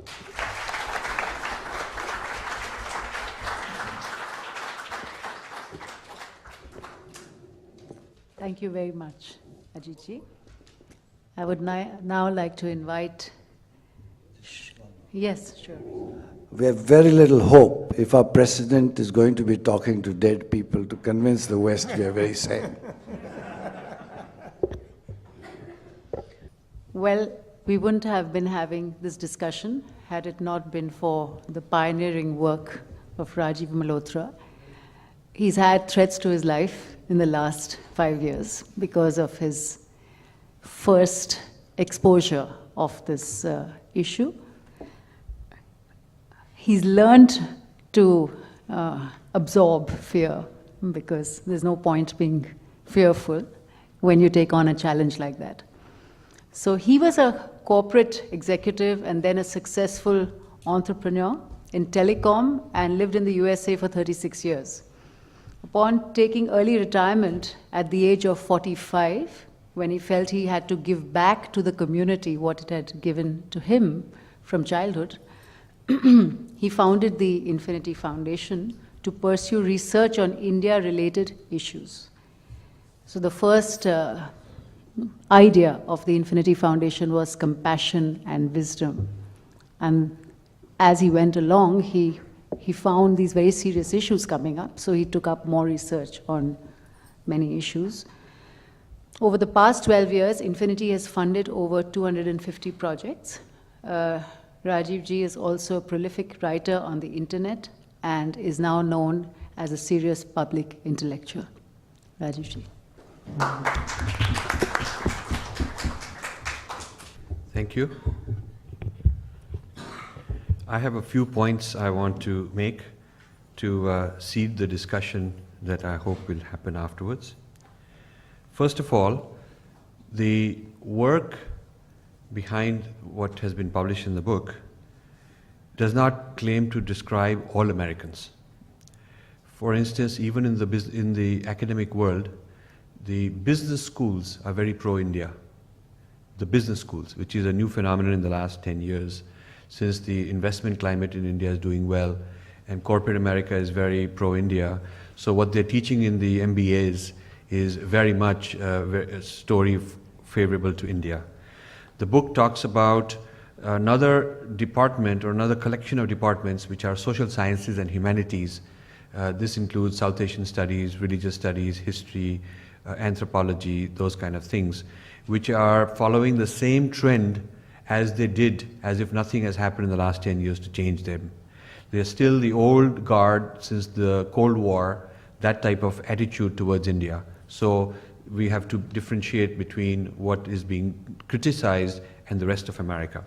Also, a lot of popular culture in America is very pro-Indian culture, religion, symbols, yoga, meditation, all these kinds of things.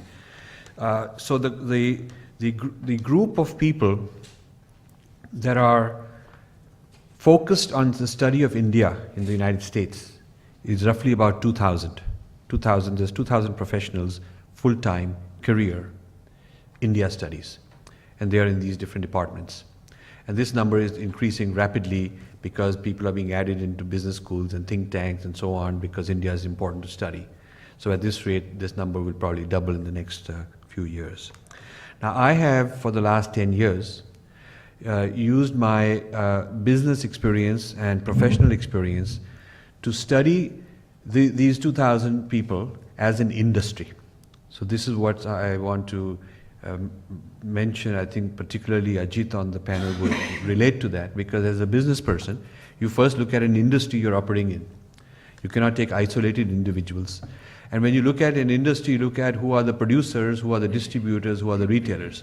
So I figured that the classrooms are retailers of India knowledge. The media are retailers, they're not producing the research themselves, and so forth. The producers of knowledge are in higher education. They are in places like Harvard and Chicago and places like that. They are the advanced scholars. And so I wanted to study the industry producers of knowledge, and also look at the distribution channels to see if these distribution channels are controlled by a few guardians who only let certain products through. Like in Walmart in America, if they have more than 50% market share of shoes or clothes, no matter what you produce, if Walmart won't carry it, you will not be as successful as your competitor who got into Walmart. So the control of distribution channels can control who gets to produce. You can produce all the knowledge you want. Ajit ji is right, we can produce all kinds of knowledge you want. But if you cannot get it through the journals, it is not legitimate knowledge. If you cannot get it into the school books, it is not legitimate knowledge. If you cannot get it into Encyclopedia and Carta and Britannica, it is not going to enjoy the market share. Market share in retailing is controlled by distribution channels and not by the ability to produce. I can write all the books I want, but it can simply be ignored. So we must as people who have competence in managing industries, look at this as a knowledge industry, systematically and scientifically, understand where are the bottlenecks and who controls those bottlenecks, so we don't spend our resources producing knowledge which will never get distributed. So if you look at the industry model of knowledge production of India, the knowledge production of India is, it used to be during the colonial times in Britain, colonial Indology, and since independence it has shifted to United States in South Asian studies. That is where the knowledge production of India is happening. And this knowledge then gets franchised. I'm talking about social sciences knowledge, social sciences and humanities knowledge. this knowledge gets franchised to the Indian university system. So the Indian university systems use theories about Weber or Marx or whatever kind of theories are in fashion, and the reason they have to use Western theories rather than India-centric theories is because that's where the grants come from. That's what legitimizes the scholar. The scholar is in a hurry to go to the US, get a visa, get their article published somewhere, become a visiting professor, be a co-author with somebody with that kind of a reputation, and that's what builds their status even in India. So even the problem in India is driven by the kind of framing which is being done in the United States. It is not separately possible to go solve the India problem because the heavy funding like Ford Foundation funding, like Rockefeller Foundation funding, like all these different grants that are coming, and this is increasing by the way, that is too large to be ignored. So a lot of Indian scholars are sucked in by the carrots that they are offered. Now to understand the institutional mechanism that creates India studies, I want to invite you to follow me on a hypothetical example. I want to give you a kind of a thought experiment, and so please follow that thought experiment. Imagine if India were to do what United States is doing. So then we will see how it will work. So let's replicate what the structure of the industry is in the United States to study other cultures. And let's imagine that Indians set up the same thing. Suppose we were to have the same thing. Then, the starting point of all this was the private foundations. The first big private foundation was the Carnegie Foundation, then the Rockefeller Foundation, then the Ford Foundation. These are multi-billion-dollar foundations each, and there's a couple of hundreds of them. Top 25, 30 are very, very powerful. So the first thing you would have to do in India is to set up an Ambani Foundation and a Narayan Murthy Foundation and a Birla Foundation and a Mahindra Foundation and a Tata's Foundation, focusing on not clean water and education and basic stuff, but on the pursuit of Indian civilization as their primary goal. Because these American foundations were set up to promote the American manifest destiny, to promote a certain sense of American history, to the very explicit terms in the Carnegie Foundation documents, founding documents, and Rockefeller Foundation said that we have to create a certain idea of our history and teach it in our school systems to create that sense of superiority, the sense of manhood, the sense of supremacy over the world. So these private foundations were set up to influence Americans at home and also the rest of the world abroad. So this is the first thing. Imagine if we had such foundations in India run by Indian industrialists. So that's the first thing. Second part is these private foundations in the United States work very closely with the State Department. The senior people go back and forth. The Ford Foundation guy may have been formerly a head of the FBI and vice versa. Some State Department people go and work for Carnegie Endowment, and somebody from Rockefeller gets into the State Department. There's movement back and forth ideologically. So this equivalent thing would be that the Ministry of External Affairs and these different private foundations have a long-term alliance to promote India and Indian thought all over the region.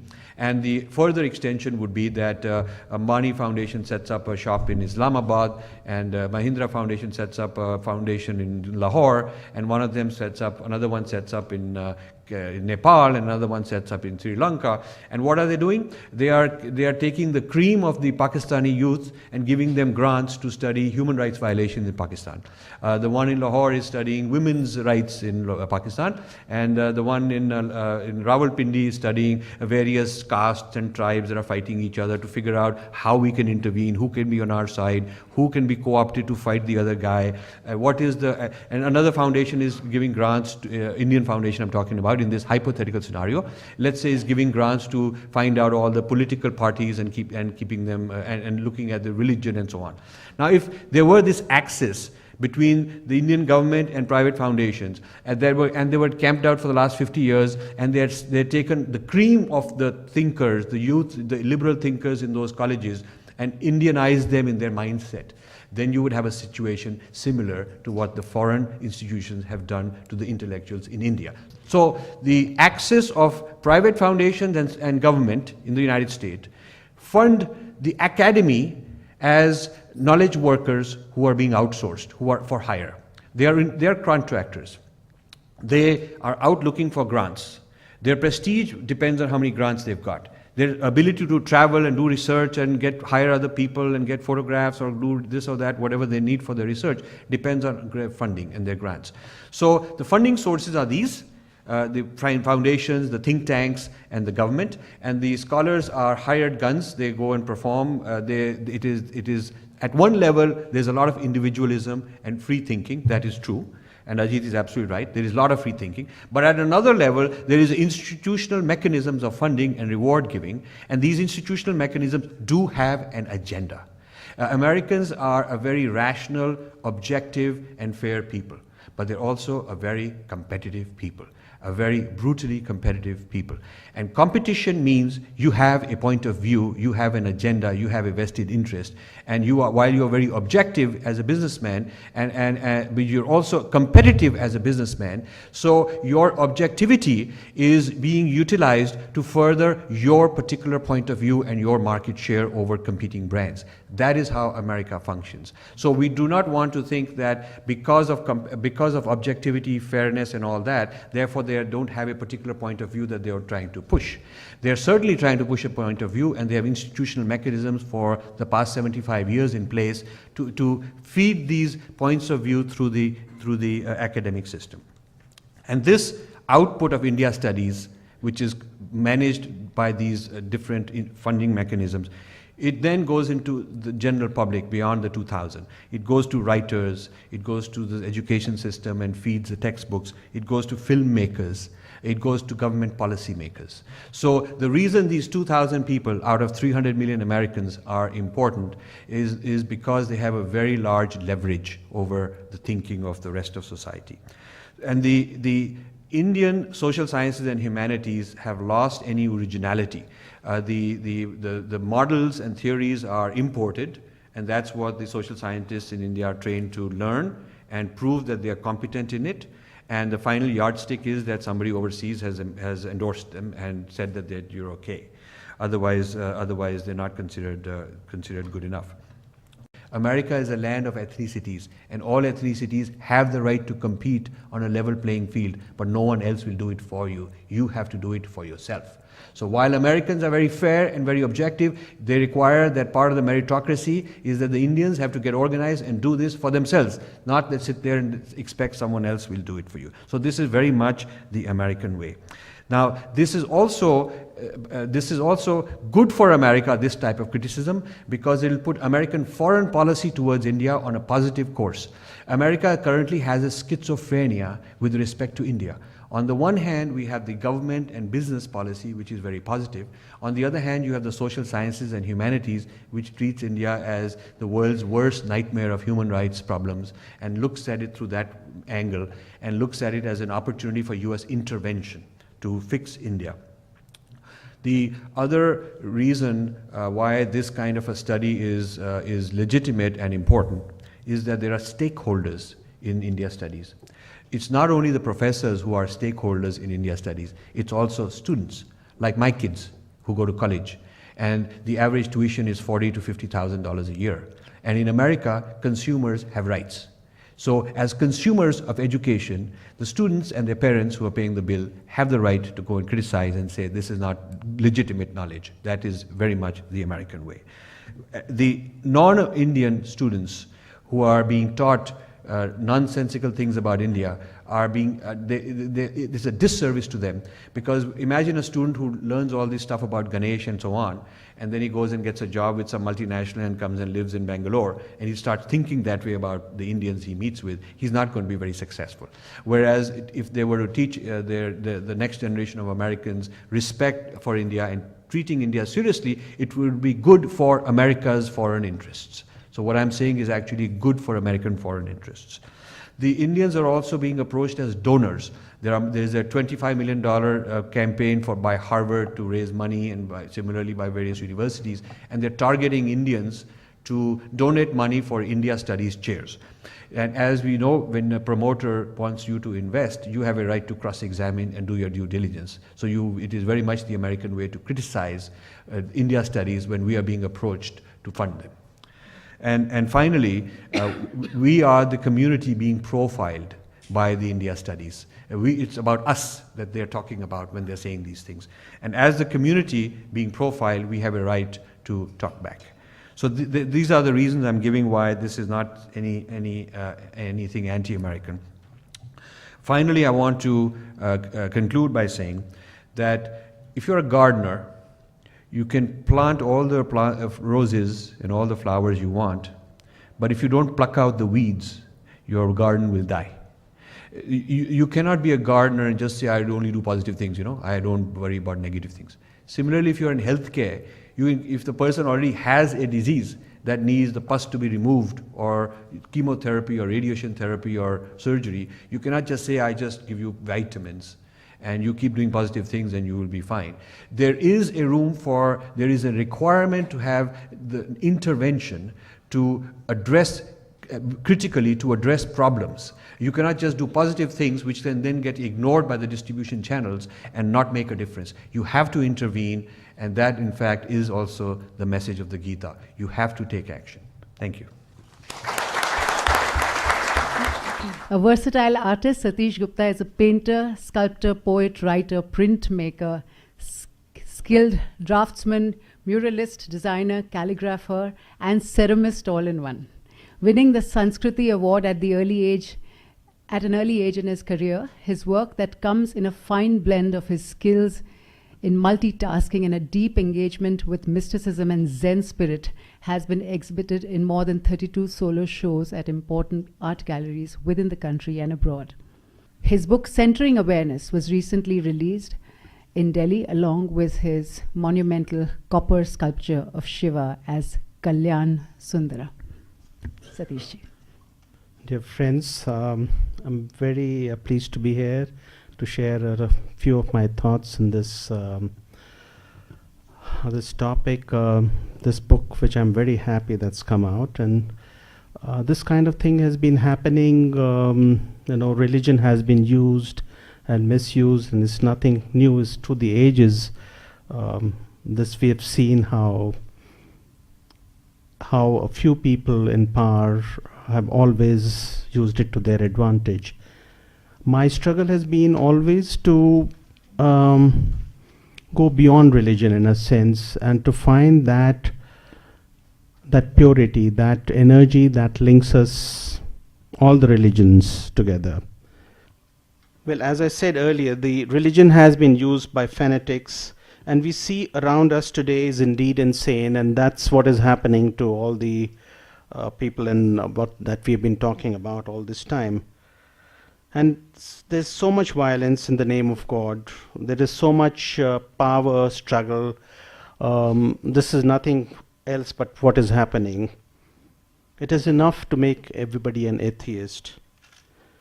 But I strongly believe that faith in a purity is still the fabric that holds humanity together. There is an order in this universe, this seemingly chaotic universe.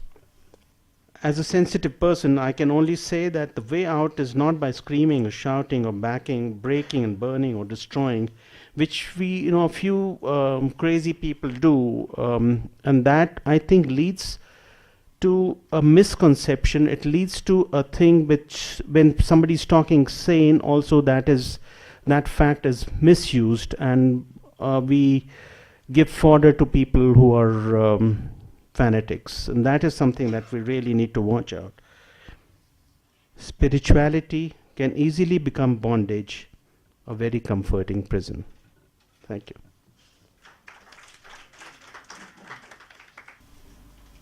I would now like to invite Swami Shantatmananda ji, and I'd like to introduce him. Revered Swami Shantatmananda has just taken over as the Secretary of the Ramakrishna Mission, New Delhi. He succeeds Swami Gokulananda as an able administrator and spiritual mentor in the continuing tradition of his predecessor. Swamiji's expertise in the area of financial administration and fund management has been the cornerstone of financial transparency and accountability at the headquarters of the Ramakrishna Mission in Belur Math, Kolkata, where he had a long stint of 30 years. During his tenure, the branch centers of the worldwide Ramakrishna Mission received new impetus in streamlining their financial records and policies. This went to further reinforce the outstanding degree of transparency and propriety in matters of finance, where the Ramakrishna Mission is known to embody in its administration. Swamiji was also a pioneering influence in setting up an NGO in the suburbs of Kolkata called Sharda Seva Sangha, which is managed by 100 trained women volunteers. It happens to be one of his exceptional achievements in the area of women's empowerment, which is a developmental area close to his vision of nation building. The other areas which continue to relentlessly engage him with human development are disaster management and value education. Swamiji is a self-professed advocate of a character-building and man-making value education based on universal insights, which are common to all spiritual traditions, as presented by Vivekananda and Vedanta, which he feels should impact our educational structure and policies extensively. Swamiji is also acutely knowledgeable in the art, form and practices of ritualistic worship, to which the Ramakrishna Mission has imparted its own pristine tradition of spirituality. Swamiji is very close to youngsters and inspires them towards a life of purpose, dedication and service with a rare passion that is characteristic of the mission of Swami Vivekananda. We are really honored to have you, Swamiji, and I'd request you to say a few words.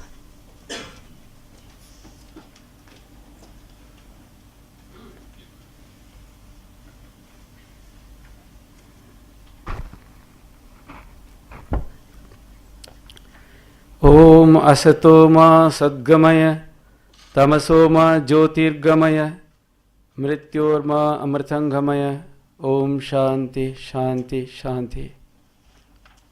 Friends, I came to know about this wonderful occasion only this afternoon, thanks to Shruti ji, and I feel really happy that I could get a chance to participate in this. So I'm not much aware of this book or those developments, but I just glanced to the book, and it's very clear that the authors deserve all congratulations and encouragement for a wonderful effort. In fact, more and more such efforts would go a long way in help a better understanding of India in the United States and also other Western countries.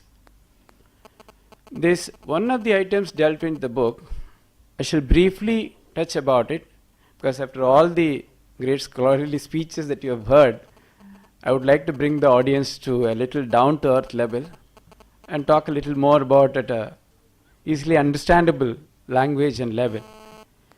You see, the one aspect, what has been said about the book Kali's Child, I will discuss briefly about that, but then we can take it as a representative approach to the other works also. So although even that book I haven't read, because we got a copy of it, some of the monks, but we could hardly go through the first few pages because it's such worthless stuff. We thought that it's not worth wasting our time over such a work. But then we could understand the approach of the author basically, and that's what I would like to tell you briefly about. See, probably it is centered on this postmodernist approach of trying to read in between lines, always trying to find a negative meaning as to what is apparently visible on the surface. This is one of the approaches, probably our scholars would endorse that view, whether I am correct.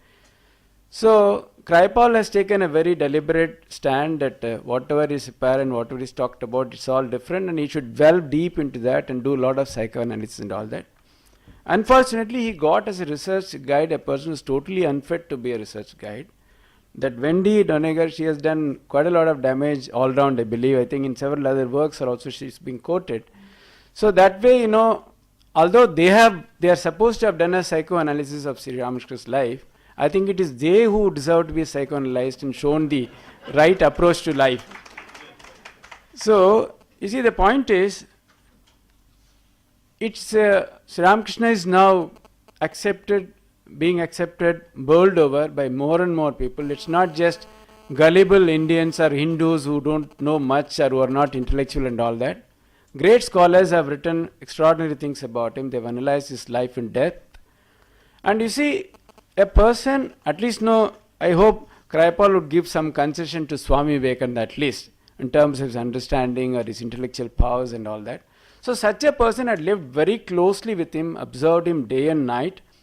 And in fact, Swamiji was very famous for his rejecting anything that was not to his, where it would fail his test of truth or acceptability. So I don't think he would have tolerated even the least if ever there was any such tendency in Sri Ramakrishna. Now the main problem comes from Kraipal's total lack of knowledge in depth of the Bengali language and much more the nuances of the expressions used. Quite often he forms wrong opinions. We know he had come to our Institute of Culture in Calcutta, sat in the library, and with the dictionary he was trying to understand the works of Sri Ramakrishna. So how can such a person produce any work worth its name? So obviously he was quite off the target. Now what really set us thinking also whether there is any greater sinister motive behind all this. Is it just an intellectual work, or are they afraid of such influences spreading across in America, whether somebody is really funding people to write such deliberate works, such influences are curbed? That is, of course, probably Rajiv ji may be able to throw greater light on such matters, because he has been dealing with every such topic. So what we thought was, several requests came to us for writing a rebuttal and contradicting whatever he has. So some of the seniors in the Velumat, even there was, I believe there was some discussion in the Rajya Sabha, and finally Dr. Narasimha Rao himself discussed about it, and there was a talk of banning that book also. Then finally we said that no, by banning it, we only unnecessarily giving it undue importance, and more people would start reading it for nothing. More than anything else, we were worried that people shouldn't waste their time reading such books. We were not worried about any damage being done to Hinduism or to Sri Ramakrishna for that matter. So that way, we never thought that it's something worth being contradicted in a great deal. Still, one of our Swamis in America, Swami Tyagaranda, has done extensive work on that. He has produced a huge volume, I think, of writings contradicting many of the things which Professor Kraipal has analyzed and he is supposed to have unearthed and found and all that. And in fact, personally at least, Dr. Kraipal himself had acknowledged that he had made several errors in that book. Although officially perhaps he didn't come out with any such declaration. They had met also a few times. He came down to our center where Swami Tyagaranda is staying, and so they had discussions. Now the idea, the Hindu or the Indian idea of religion, mysticism, spirituality, etc. are totally different.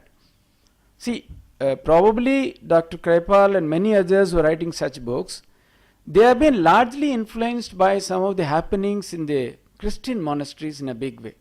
There homosexuality is a terrible problem. And also, the debates that are going on even in the American parliaments, etc., whether it should be made publicly, whether it should be allowed and things like that, whether in the churches it should be made, actually they should be allowed to have that kind of involvement. So in the context of all that, probably some of it might have been written. Also that might have influenced them. And another most important factor is, they have been dealing it at a very, very totally different level. Right? For example, the experiential part of a spiritual life, the type of things that are being talked about, I think really they are totally incompetent to deal with at these levels. So obviously there's a huge gap between that understanding and what Sri Ramakrishna's life was. So obviously, they were nowhere near that. They only went through some of the literature and all that, tried to have some analysis, and completely, it was totally irrelevant, quite off the mark, and really it has no meaning whatsoever. That is why some of these books have come about like that. So whatever our friends have done, it's no doubt a wonderful effort, and it would go definitely a long way to at least remove some of the misgivings. But then, as Rajiv ji has clearly said, more and more there might be, this such kind of stray writings here and there, but the fact is a larger and larger number of people are taking to Indian spirituality. They are coming to India. You know, the huge following, even people like Sri Ravi Shankar ji and others are having today. So that is pointing to something different. You just wait now. Our Swami Ramdev is going to burst like a bombshell in the American society, and you will see their reaction. So you see, the influence on the other side is much more larger and much more powerful. So let such few stray things also be there, maybe, so that to know that what is really good and what's really bad, at least to distinguish that way. Some of it is probably one can't avoid all that. However, we once again congratulate the authors and we wish them success, and I hope they will follow it up with further works. Thank you.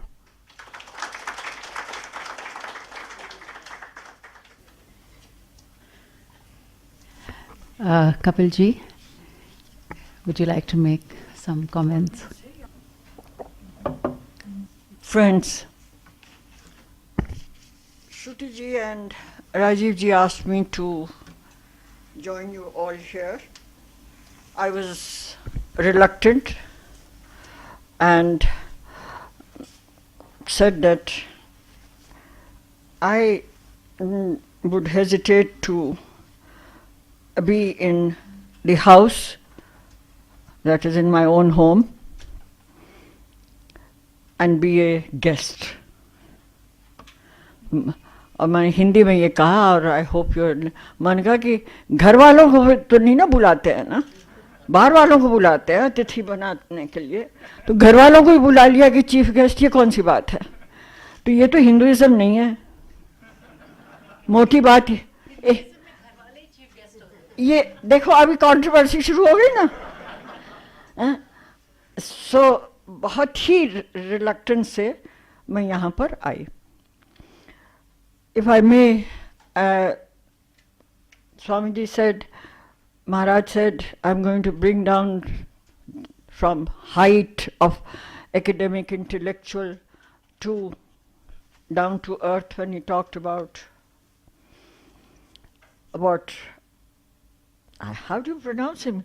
I thought it was a proper Punjabi name, Kirpal. So I don't know what this Americanized is, I don't know what this is. Kirpal, Cry-Paul. Oh, I see. Like Nine Paul. तो दिल्ली में ऐसा होता था कि जिसका नाम जय किशन होता था उसका नाम जैक्सन हो जाता था.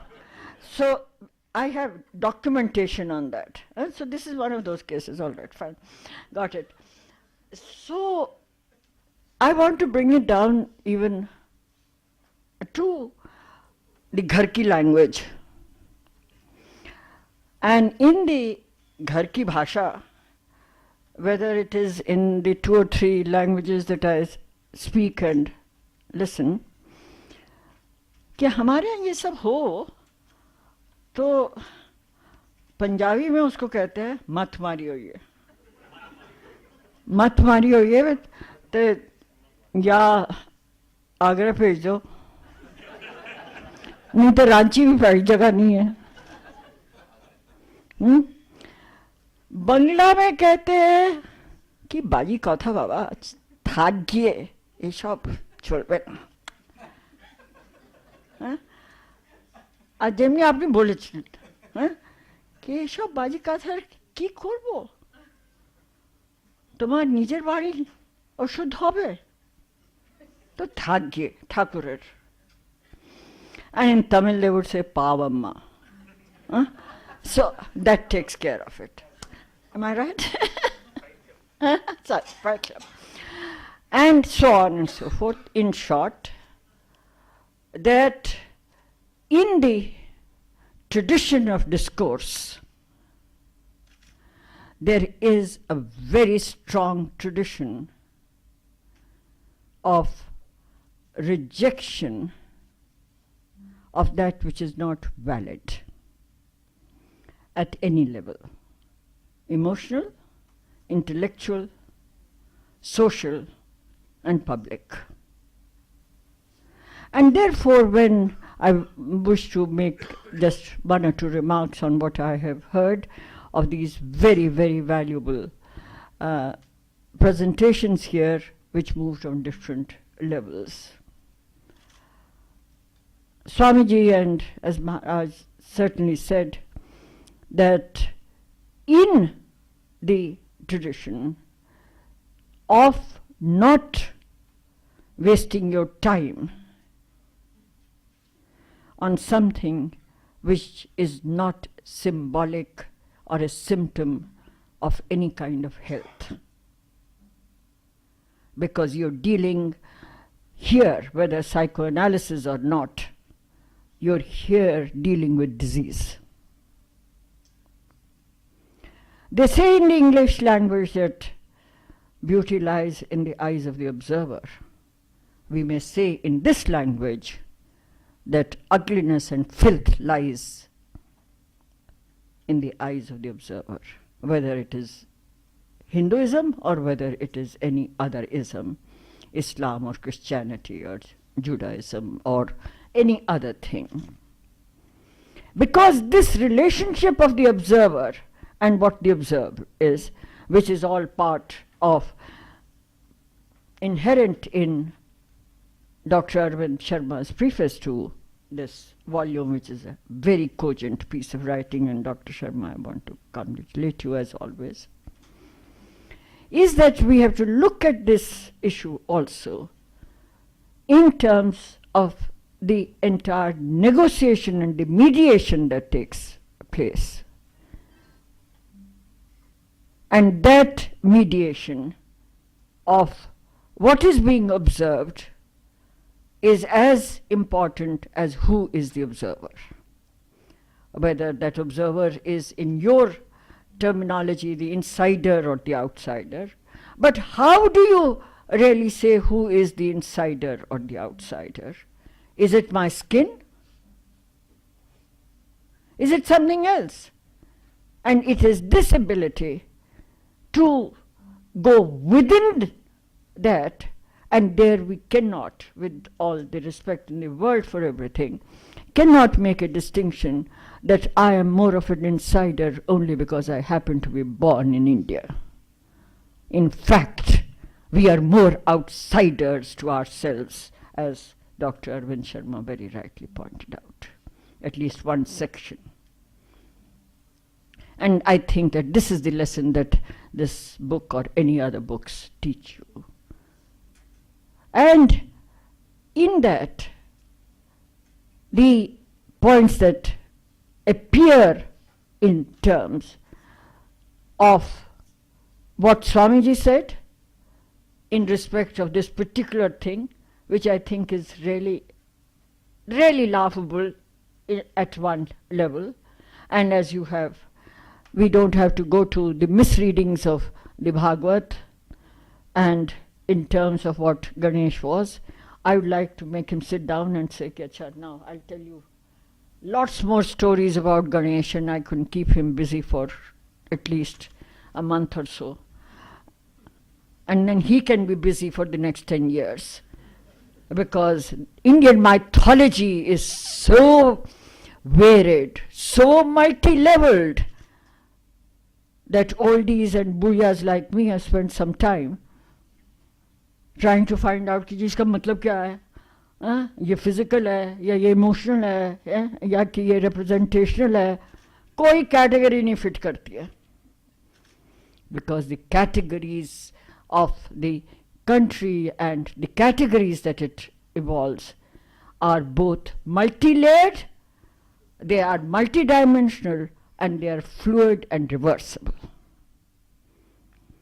And unless one has understood this, whether it is you're born there or you're born here, you cannot enter this amphibian called Hinduism. And it's precisely its ability to move on different planes that makes it very difficult for whether the insider or the outsider to interpret. And I think that we have to address ourselves to this. Because in the very nature of its dynamics, and in the very nature of its first statement, whether the Vedas are Hindu or not is a question mark. As you as the great professor of religion would probably bear out, and if it says ekam sat and vipra bahuda vadanti, then it is inherent in the conception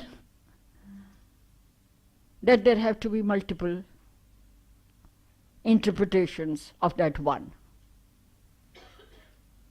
And in that multiple interpretations, we have a long tradition of discourse in which within the tradition there have been not only multiple, but there have been what the outsider, whether he is Indian born or not, has said contradictory positions. This country is full of contradictions. In fact, this country is only country, or whatever we are, civilization or culture or religion, the only thing that it is, that it explores possibilities and probabilities which psychoanalysis, neither Freud or for that matter Jung, had looked at in terms of the dimensions of the human existence and predicament. And therefore, the tangible symbols which come up as myth, as icon, as, I don't even call it religion,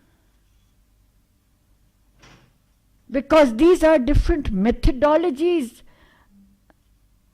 And can you say therefore that Hinduism is only Ganesh or Devi or Shiva? Whether they are denigrated or not is besides the point. But I don't believe in any one of them. I am a very good Hindu, and I believe in all of them. I dance them all the time. So it is not a question in terms of looking at what one would say a stream of representation of a very complex mode of expression and articulation through categories which, Rajiv, with all respect to you, categories which are only cognitive and intellectual and cannot be comprehended on that ground. So the mismatch is right there. And I think that this, any student of Indian tradition, and I say tradition or traditions or the multiple levels of that, and it is there instead of taking on, with utmost respect, taking on particular issues and saying that you have a phallus obsession, now get out of it. And that this is not phallus. You have a menstrual blood obsession, get out of it. That's not the point. It is the point and it's not the point. Because the issue really is how obsessed you are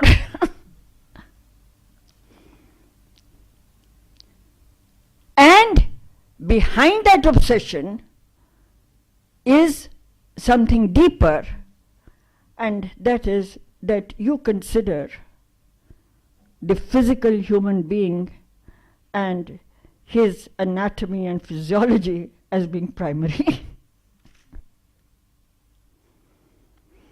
And supposing we just turn that round, because there is more to it.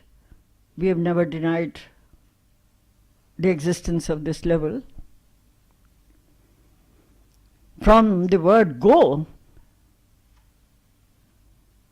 the Vedas are full of it. The Brihadaranyaka Upanishad speaks of it. So what's the problem?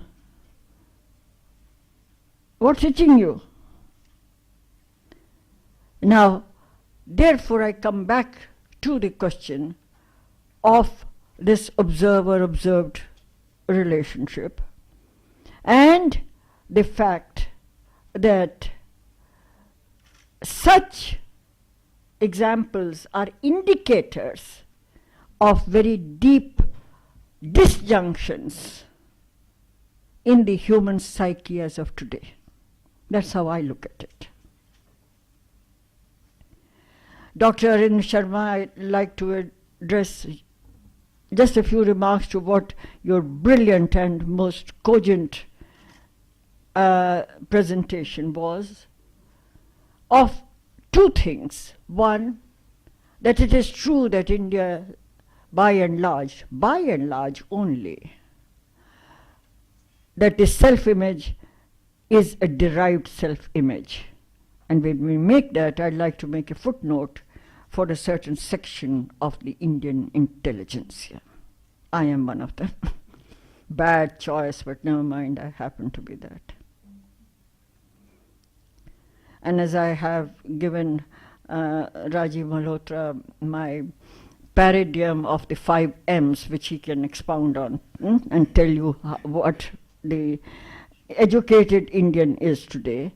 So the problem is with us. And it is with us in terms of those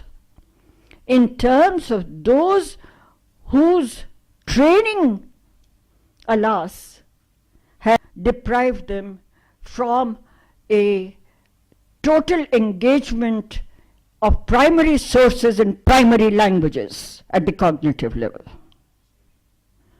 Because we are reading Sanskrit in English. And how do I translate? And if my equipment is restricted, my equipment is a vicarious equipment, then how do I get to the sources? And that takes one to the whole question of the placement of the study of languages and scripts in this country, more than the question of departments of religious studies. And so I think that we have to address ourselves to this. And there have been very fine exponents also of looking at other religions, which includes Christianity and Islam, who were not born into it. So for me, the argument that since I don't know whether I was born into it or not, God only knows, so that therefore it gives me a special privilege or an authority.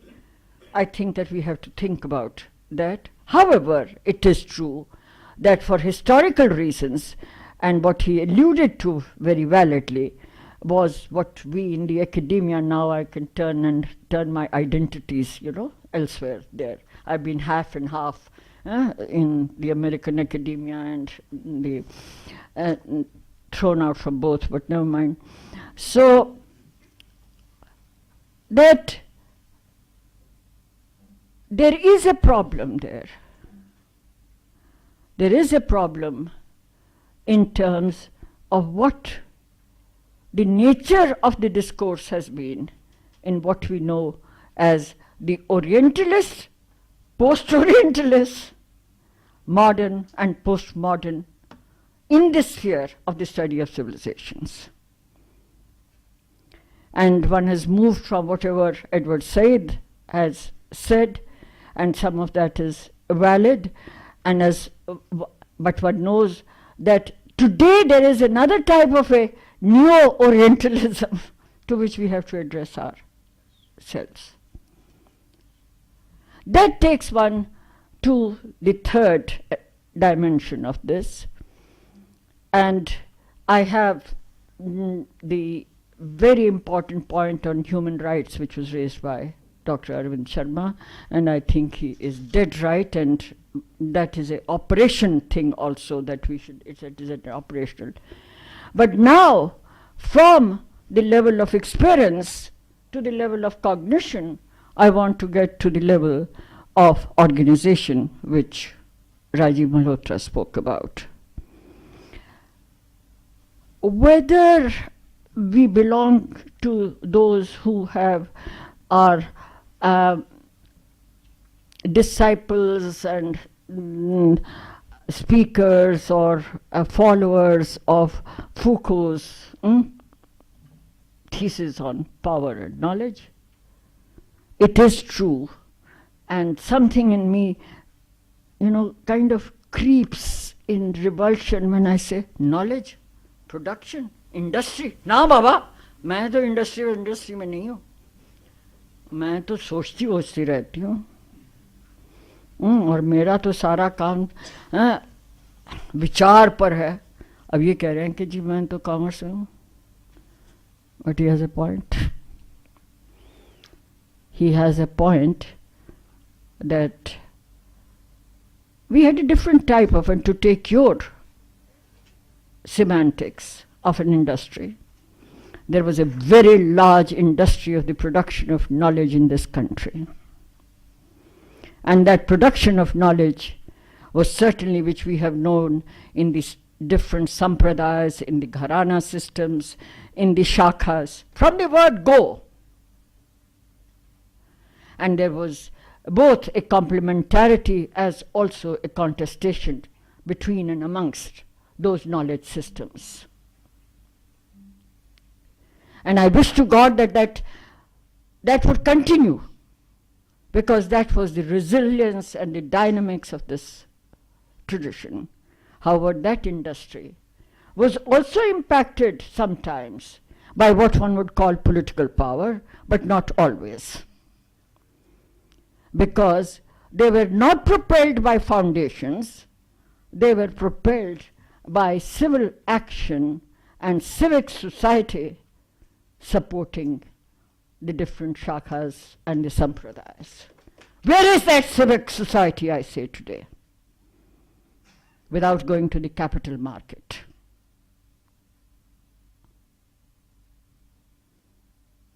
Have we seen how all these were? Even a Raja Raj Chol was not looking after those mutts, let me tell you.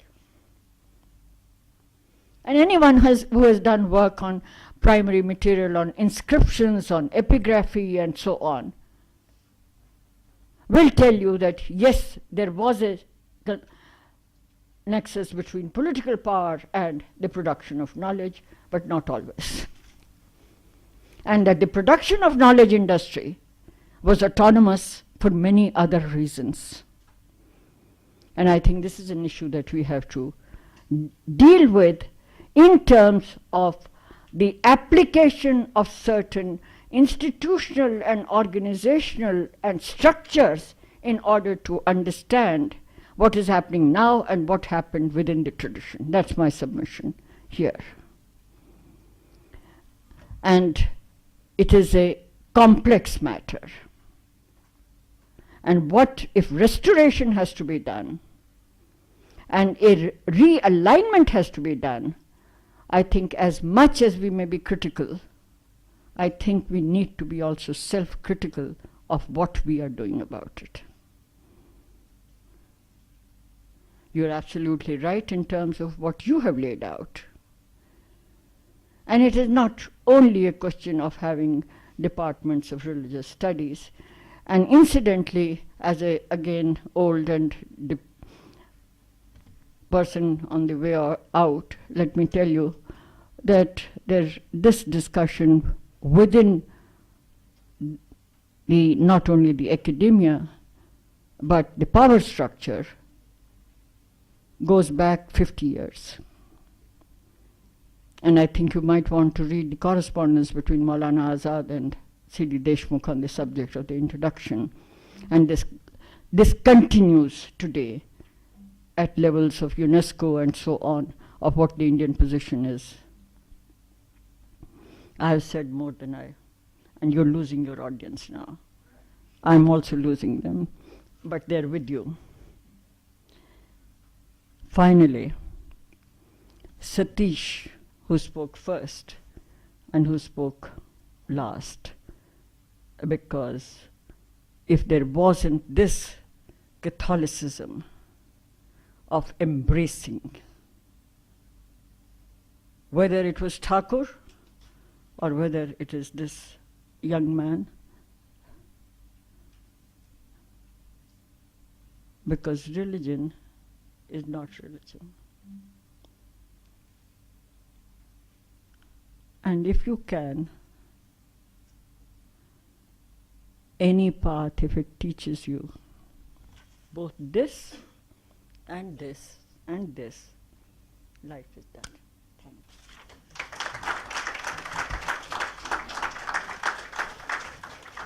I would like to invite comments and questions from the audience, and I would like to request Tavleen, who's written in the Indian Express today, who has mentioned this issue and the book.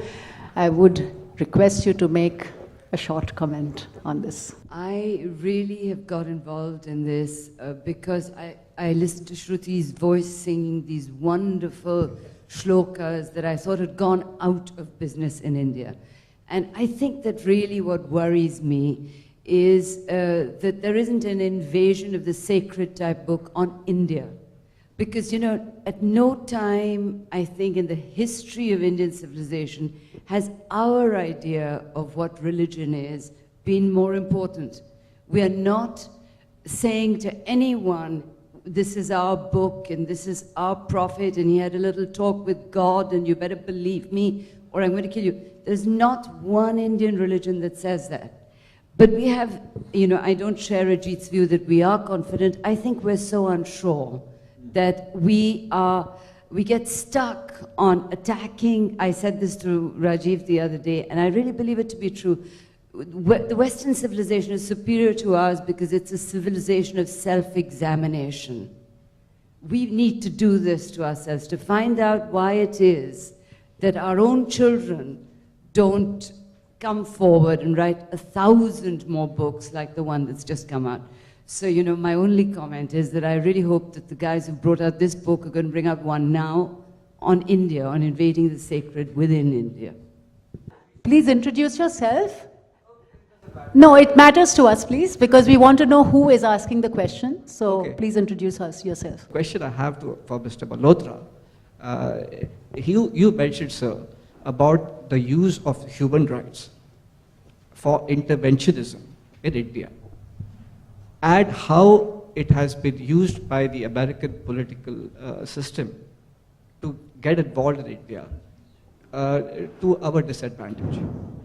My question to you is, was it not the Indian community that sponsored Congressman Stephen Solars, who in fact went around calling himself Congressman from India, from Brooklyn, who then came to India with that support with which he got elected? Brooklyn, as we know, is also referred to in America, in the underworld, as Crooklyn, which is predominantly Jewish and black and Hispanic population. It's also the place where the group Dot Busters used to go around targeting Indian women who wore the bindi that the ladies spoke about. This group Dot Buster actually killed Navroz Modi, as you remember, perhaps. Navroz Modi, a Parsi what's the youth. question? Yeah. The question is, this Mr. Solars came to India with apparently the tacit approval of the Indian community, and on a human rights mission to probe human rights in Punjab, in the wake of the Khalistan, conspiracy that was going on at the time. I take my voice back. You're taking too long. Yeah. So my question is, not a talk, but just a question. Right. My question is, you say, how can you de-link the role of the Indian community, which supported Solars, whose human rights campaign in Punjab was the smokescreen for US involvement here, and also the Sikh community in India, which sponsored 20 congressmen on an anti-India bill, for example, in the Congress, including Molly Herger and other right-wing ideologues. Okay, So I how think can we'll stop the question here. So how can you de-link the role of the Indian community, and is it not time that the Indian community puts its own house in order before it points fingers at others? Okay, that's it. Yes. Rajiv, please answer that question. Okay. Yes. I analyzing, there's one simple question, which is what is the relationship between the NRI community and US policies towards India vis-a-vis human rights interventions. Now, NRI community is not one monolithic community. NRI community is very fractionalized. There is the pro-Khalistan people there. There is a lot of people who are anti-India and anti-national in the NRI community. And this may be news to you, but NRI community is not all patriotic Indians. A lot of the people who are doing this nasty work in the American Academy are Indians. A lot of the people who are graduates from Indian universities, they aspire to go and get into this kind of muck, and they are encouraged. So a whole lot of Indians have been co-opted. One of the brilliances of the American system is its ability to bring people from various cultures, make them feel at home, give them patronage, and yet get them gradually into a certain point of view. So I have dozens of examples of Indians in the American Academy, in the American intelligentsia, whose work is very detrimental to India. And I plan on doing a book in the future which will name names. But today I don't want to name names. But there are some very prominent people in top Ivy League places, including places like Harvard, Indians, who use their power in ways that's rather detrimental to India. I first want to say that much as secularism is the future of mankind, because it depends on you and me saying that we are equals and every culture has an equal place on this earth. But unfortunately, events have not shown that. Though we may say we are secular, religion, in my experience, penetrates music, dance, your tourism, literature, everything. I'll give you one instance of what happened to me 2 years ago when I was in England and I was going on a bus journey from London to Edinburgh. We had a very learned guide to take us through. And at some point when we were entering Scotland, she said, the Scottish king many, many years ago, James I, came to London, England, married an English princess and became, having accepted the religion of the crucifix, became civilized. I did not answer her then, but when we reached Edinburgh on that rainy night, I said, what was he before? She said, he was some heathen worshipper of the sun. Now, I think that my observation of the world scene, education, etc., tells me that everything, the seed of all trouble in the world, is one person telling the other that I am superior, my way of life is superior, I am better because I'm a man, or because I'm a Christian, or because I'm an Islamic person, my religion is better than yours. And all this is happening because Hinduism is seen as a lesser religion by those who colonized India, those who used India, and those who found that there is something wrong. I feel there is something wrong in every religion, but that is not exposed, that is not talked about, and quite often we ourselves do this disservice to ourselves, saying that our culture is full of dowry deaths, etc., instead of saying what is positive about it. I think as long as people go on saying that I'm superior to you for whatever reason, whites, blacks, men, women, Hindus, Christians, whatever, the secularism that we dream of cannot come into our lives. This is my feeling. So I think, thank you very much for your participation, and thank you Rajiv ji, Balachandran ji, Professor Sharma and Ajit ji. We're very, very honored by your insights. We are very, it's been very revealing, all your comments and your insights, and I think all of us have a lot to think about, and more important than thinking, a lot to act upon. So with that thought, we will come back to discuss this in the future.